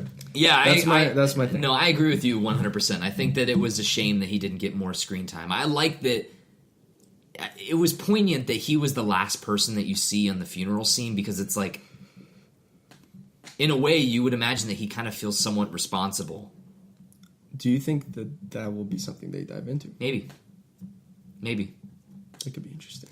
But yeah, I really like that shot. But yeah, he should have had at least one line of dialogue, like something to say. Because this is, you bring up an interesting point. This is something that I think would have been really great. Is if you've never read Ultimate Spider-Man, which is a run from like 2001 to 2005, there is a moment at the end of that run, which you're not a spoilers guy, so I don't want to ruin it for you. But there's a really good character interaction where someone is talking to Nick Fury about how he has his hands in so many cookie jars and how he tries to do this like he's the puppet master, if you will. And like how many times things come back to bite him. And like you have to be responsible for your actions. No one's ever really called him into check as much as like Winter Soldier. Mm-hmm. Is like the one big one. I think that's his best movie is Winter Soldier. Oh yeah, the death of Nick Fury is like a fucking kick ass. No, I just like I like him talking to OnStar. Yeah, that's what I mean. That car chase scene and then that scene and then like him coming back at the graveyard. What does he say to the OnStar? That's just so funny or something like that. It's just he's like, Shield's at 20%. He's like, we'll keep him up or something like that. I don't know. No, he's kick ass. That movie's Nick Fury paradise for anyone that's a fan of that character. Yeah. It's the best Captain America movie, too. Ooh.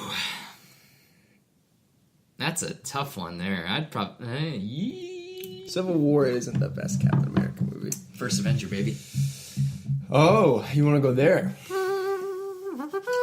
They have that song in Winter Soldier too. We have all that, but we also got Falcon and Black Widow, Nick Fury, Robert Redford, everyone's favorite villain, Brumlow.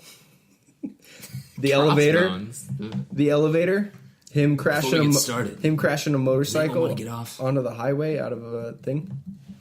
Helicarriers crashing into the water. That moment of him going to the museum. Winter Soldier itself. I can go all day. I can do this all day. Yeah, I know. Winter Soldier is the superior Captain film. Okay.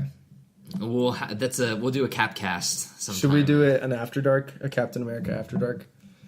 Sounds perfect. Where either I'm really promoting the Winter Soldier or I'm just like beating you down about everything else. Kill him. Any other negatives? I'm trying to think. Like, I can't think of many criticisms. It would take more. The more you watch a movie, the more nitpicks you have. Yeah. Like, we're not going to dive into this now, but I watched The Last Jedi like a week or two ago, and I was like nitpicking some editing moments that I was like, this is a bad idea. So it's like the more times you see something, the more chance and exposure you get to noticing that. Sure. But all right, well, does that wrap up our Infinity? I don't want to end on negatives. We got to do something positive in the way that they ended the movie. On something positive. That's true. All right. So so I got to ask you this. I'm going to ask you some questions here. All right. How do you feel about the ending of your boy, Captain America? What did you think about that scene? Are you talking specifically about the bench scene, or I'm talking from the moment he gets on that pad till the end of the film. Okay. Because that is the conclusive arc to Steve Rogers. I was so worried because I knew what was happening. As soon as he stepped on that portal, I was like, I know what's gonna fucking happen. He's not gonna come back. I was like, he's not gonna come back. Yeah. Homie's gonna go find Peggy. It's like I think every. Did you think he was gonna go straight to her? Yeah, it's like you'd have to be a fool. I thought he was gonna get stuck and they were gonna set up another movie. No way. I did. Yeah, well, I was thinking. I was like, it's for sure. It's gonna be. He's not coming back. Like Captain America is done with this. I either thought he just was wants gonna to live a simple life and be happy with Peggy. Yeah, I either thought he was gonna get trapped somewhere, or he was going to get transported back to the same scene earlier in the film in 1970, and as Howard Stark is walking around the elevator with the bouquet, he was going to snatch it from him and then go into the room. That'd be funny. And he'd be like, yoink! I'm ready for that dance. And then she's like, oh, Steve! And then they dance. That's what I thought was ready for that dance now, Peg. That would have been really cool, too. Like, just him being, like, saying that I wish as he a would line. have said it. I do. I bet you that's a deleted scene. Maybe. Oh, can you imagine an uncut, the director's the cut uncircumcised version? It's like 5 hours long. No, I was totally fine with it, but I knew what was happening in that scene. But then when it shows the reverse shot of him sitting on the bench, I was like, fuck, this is either going to be really goofy because old man makeup almost never works. I was like... He got a new actor, yeah. I was like... I thought they were going to age him. I did. I thought they were going to age him. That's old man makeup. That's a different actor. No, that's Chris Evans. That is not Chris That's Chris Evans in old man makeup. There is no... It is. Way. It is. That's Chris Evans in old man makeup. No. Do you want to drink that? This is a drink bet. Did you research this? I didn't research it, but I'm 100% telling you that... I think it's a different actor, and I'll buy you a drink tonight if I'm wrong. That's totally Chris Evans. It's not Chris Evans. There's no way. That's 100. It was totally him. It's a guy that looks almost like him, but he's old. That was Chris Evans. That was 100% him. No way. We're gonna call Connor. We're gonna see what Connor thinks. Yeah, call Connor, and I'll look up on the phone. Keep talking while I look up. Don't tell me the answer. Okay, that's fine. What's the best way to do it? Would the best way to go to IMDb and figure out like if there was an old man cast, like old? Just Google man who plays theater. Come on, Connor. I need you. I need you to pick up. I need you right now. You know how long I've been on you. Careful with that being so close to. He'll pick up on if his voice is loud enough. Also.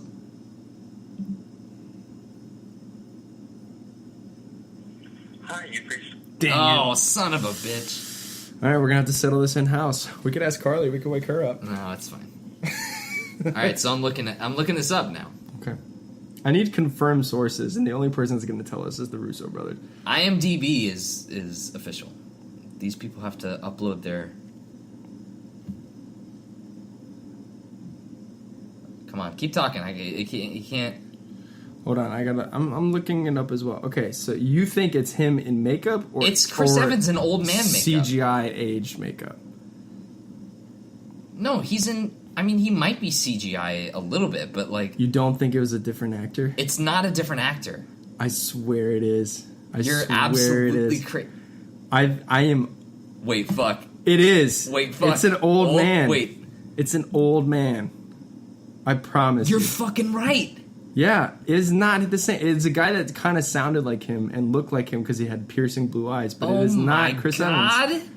I want to drink that. You're right. It's some motherfucker named Patrick Gorman. Patrick Gorman, my guy right there. Old Steve Rogers double. Oscar nomination. I'm still not completely satisfied. There might have been some like digital trickery to like make him look more like, because like this photo does kind of. Let me see. This is his actor photo on IMDb. That was him. That's what we saw. All right. Well, we gotta go see it again to make sure. I won. I'm like fucking shooketh right now, man. Okay. Well, and that'll wrap up the show. No, again, I mean, I still didn't hear like fully your thoughts on that scene though, because that's a big deal. Like, It is a big deal. think about it this way: Sam Wilson being Captain America is one of the how do I phrase this? Is one of the better attempts by Marvel to expand their audience to a diverse culture. Do you think that will play into the films in the way that Black Panther and Captain Marvel and things like that have?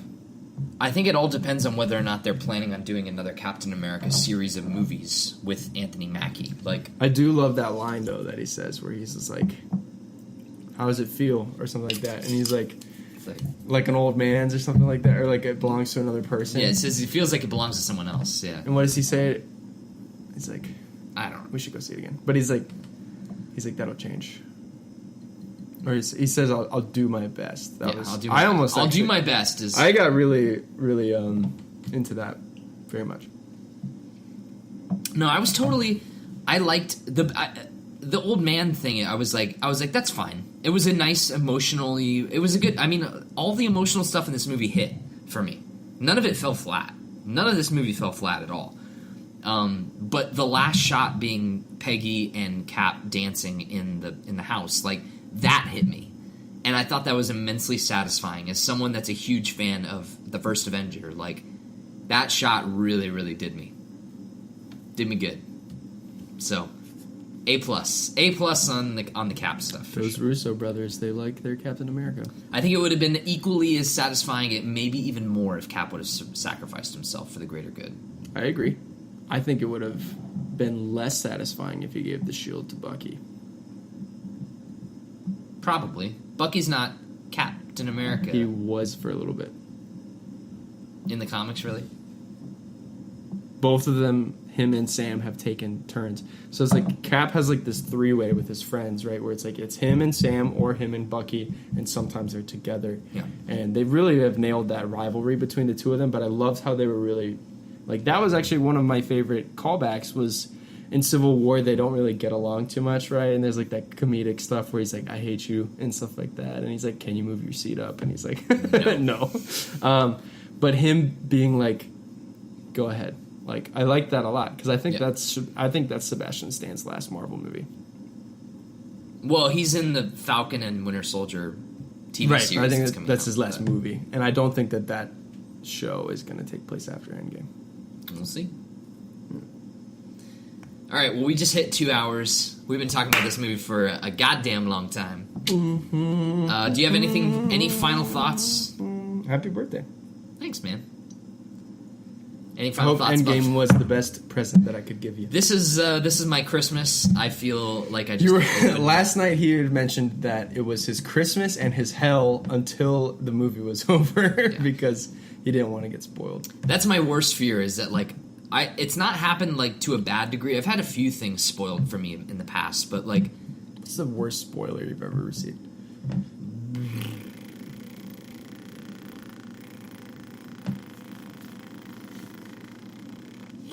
I don't know. I'd have to think about that for a while. I got the 6th Harry Potter book spoiled for me as I was reading it.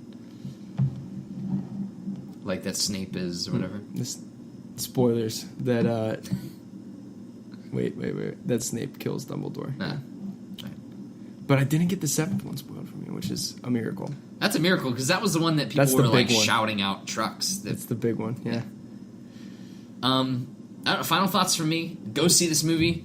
If you've made it this far and listened to spoilers, do you know where it falls on your ranking yet? That's a good question. That's how we'll end it. That's how we'll end it. Let me look at mine.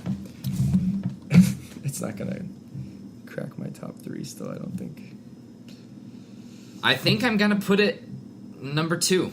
I think Infinity War. Under Infinity War? I think as of right now, only seeing Endgame once, I think Infinity War is still my favorite Marvel movie. And Endgame will go right after that. And if Civil War I gave a 9.5, Infinity War I gave a 10. This might be the first time I break the Radiovania patent, a 20-point scale. I'm going to go like a 9.9. You gave Infinity War a 10? I gave Infinity War a 10. To me, Infinity War is a perfect movie. Yeah. To me. It's one of my favorite movies of all time. It just hit at such a great moment. It's a great story. An amazing ending. And it was the culmination of so much awesomeness into one film. Where does it land for you? I just checked my list again. And we have very different top 5s, which is a good thing. It's what makes us good friends. My top 5 is currently at, like, before adding Endgame to the list as a whole, it's Guardians, Ragnarok, the first Iron Man, Winter Soldier, and Infinity War. And I don't know if I like Endgame more than Infinity War yet. So if I do want to see it again. If I do, then it would be in my top 5. It would supplant Infinity War. But as of right now, I'm not sure. So I guess until I make my decision, it will be underneath. It'll be 6. 6. Okay. I like those four movies that I have that aren't like main ensemble films are really special to me. Sure. Especially Guardians and Winter Soldier and that first Iron Man movie. That first Iron Man movie means a lot to me. And that's one thing that we haven't really talked about is in the way that you feel about the first Avenger is the way that I feel about the first Iron Man. I think that's a perfect film. Or as you would phrase it before, damn near perfect, right? Like you can nitpick a couple things, but I love that film so much. It's it's a good nostalgic piece for me, you know, and all that kind of stuff. Mm-hmm. But yeah, I don't know. 5 or 6. It's going to be somewhere in there. All right. Well, next time on Radiovania, we'll come back to you. I'll probably have seen it a few more times. John will probably have seen it a couple more times. Maybe. I don't know about time. And we'll update where we really think it sits on our playlist. Next time, Detective Pikachu. Detective Pikachu, baby. Ryan Reynolds, give me that Pika Pika. Pika. All right. If you want to follow the show, you can do so in a myriad of ways. John, would you like to tell them? You can go to Radiovania.com. That'll put you in touch with our YouTube links. Hit that red subscribe button. I got the horses in the bag. Got that. Radiovania@gmail.com. You can follow us there. You can send us emails. Send us comments. What did you think about Endgame? How do you feel about the Marvel Cinematic Universe as a whole? Should Captain America and Zach get married? Yes. I think they should. I think so too. Submit your questions, comments, concerns, all of those things. What do you think about the Rise of Skywalker title? What is it? What do you think about The Mandalorian? All of these things. I want to know. Everything and more. Is The Joker going to be the best movie of 2019? Probably not. No. But it could be.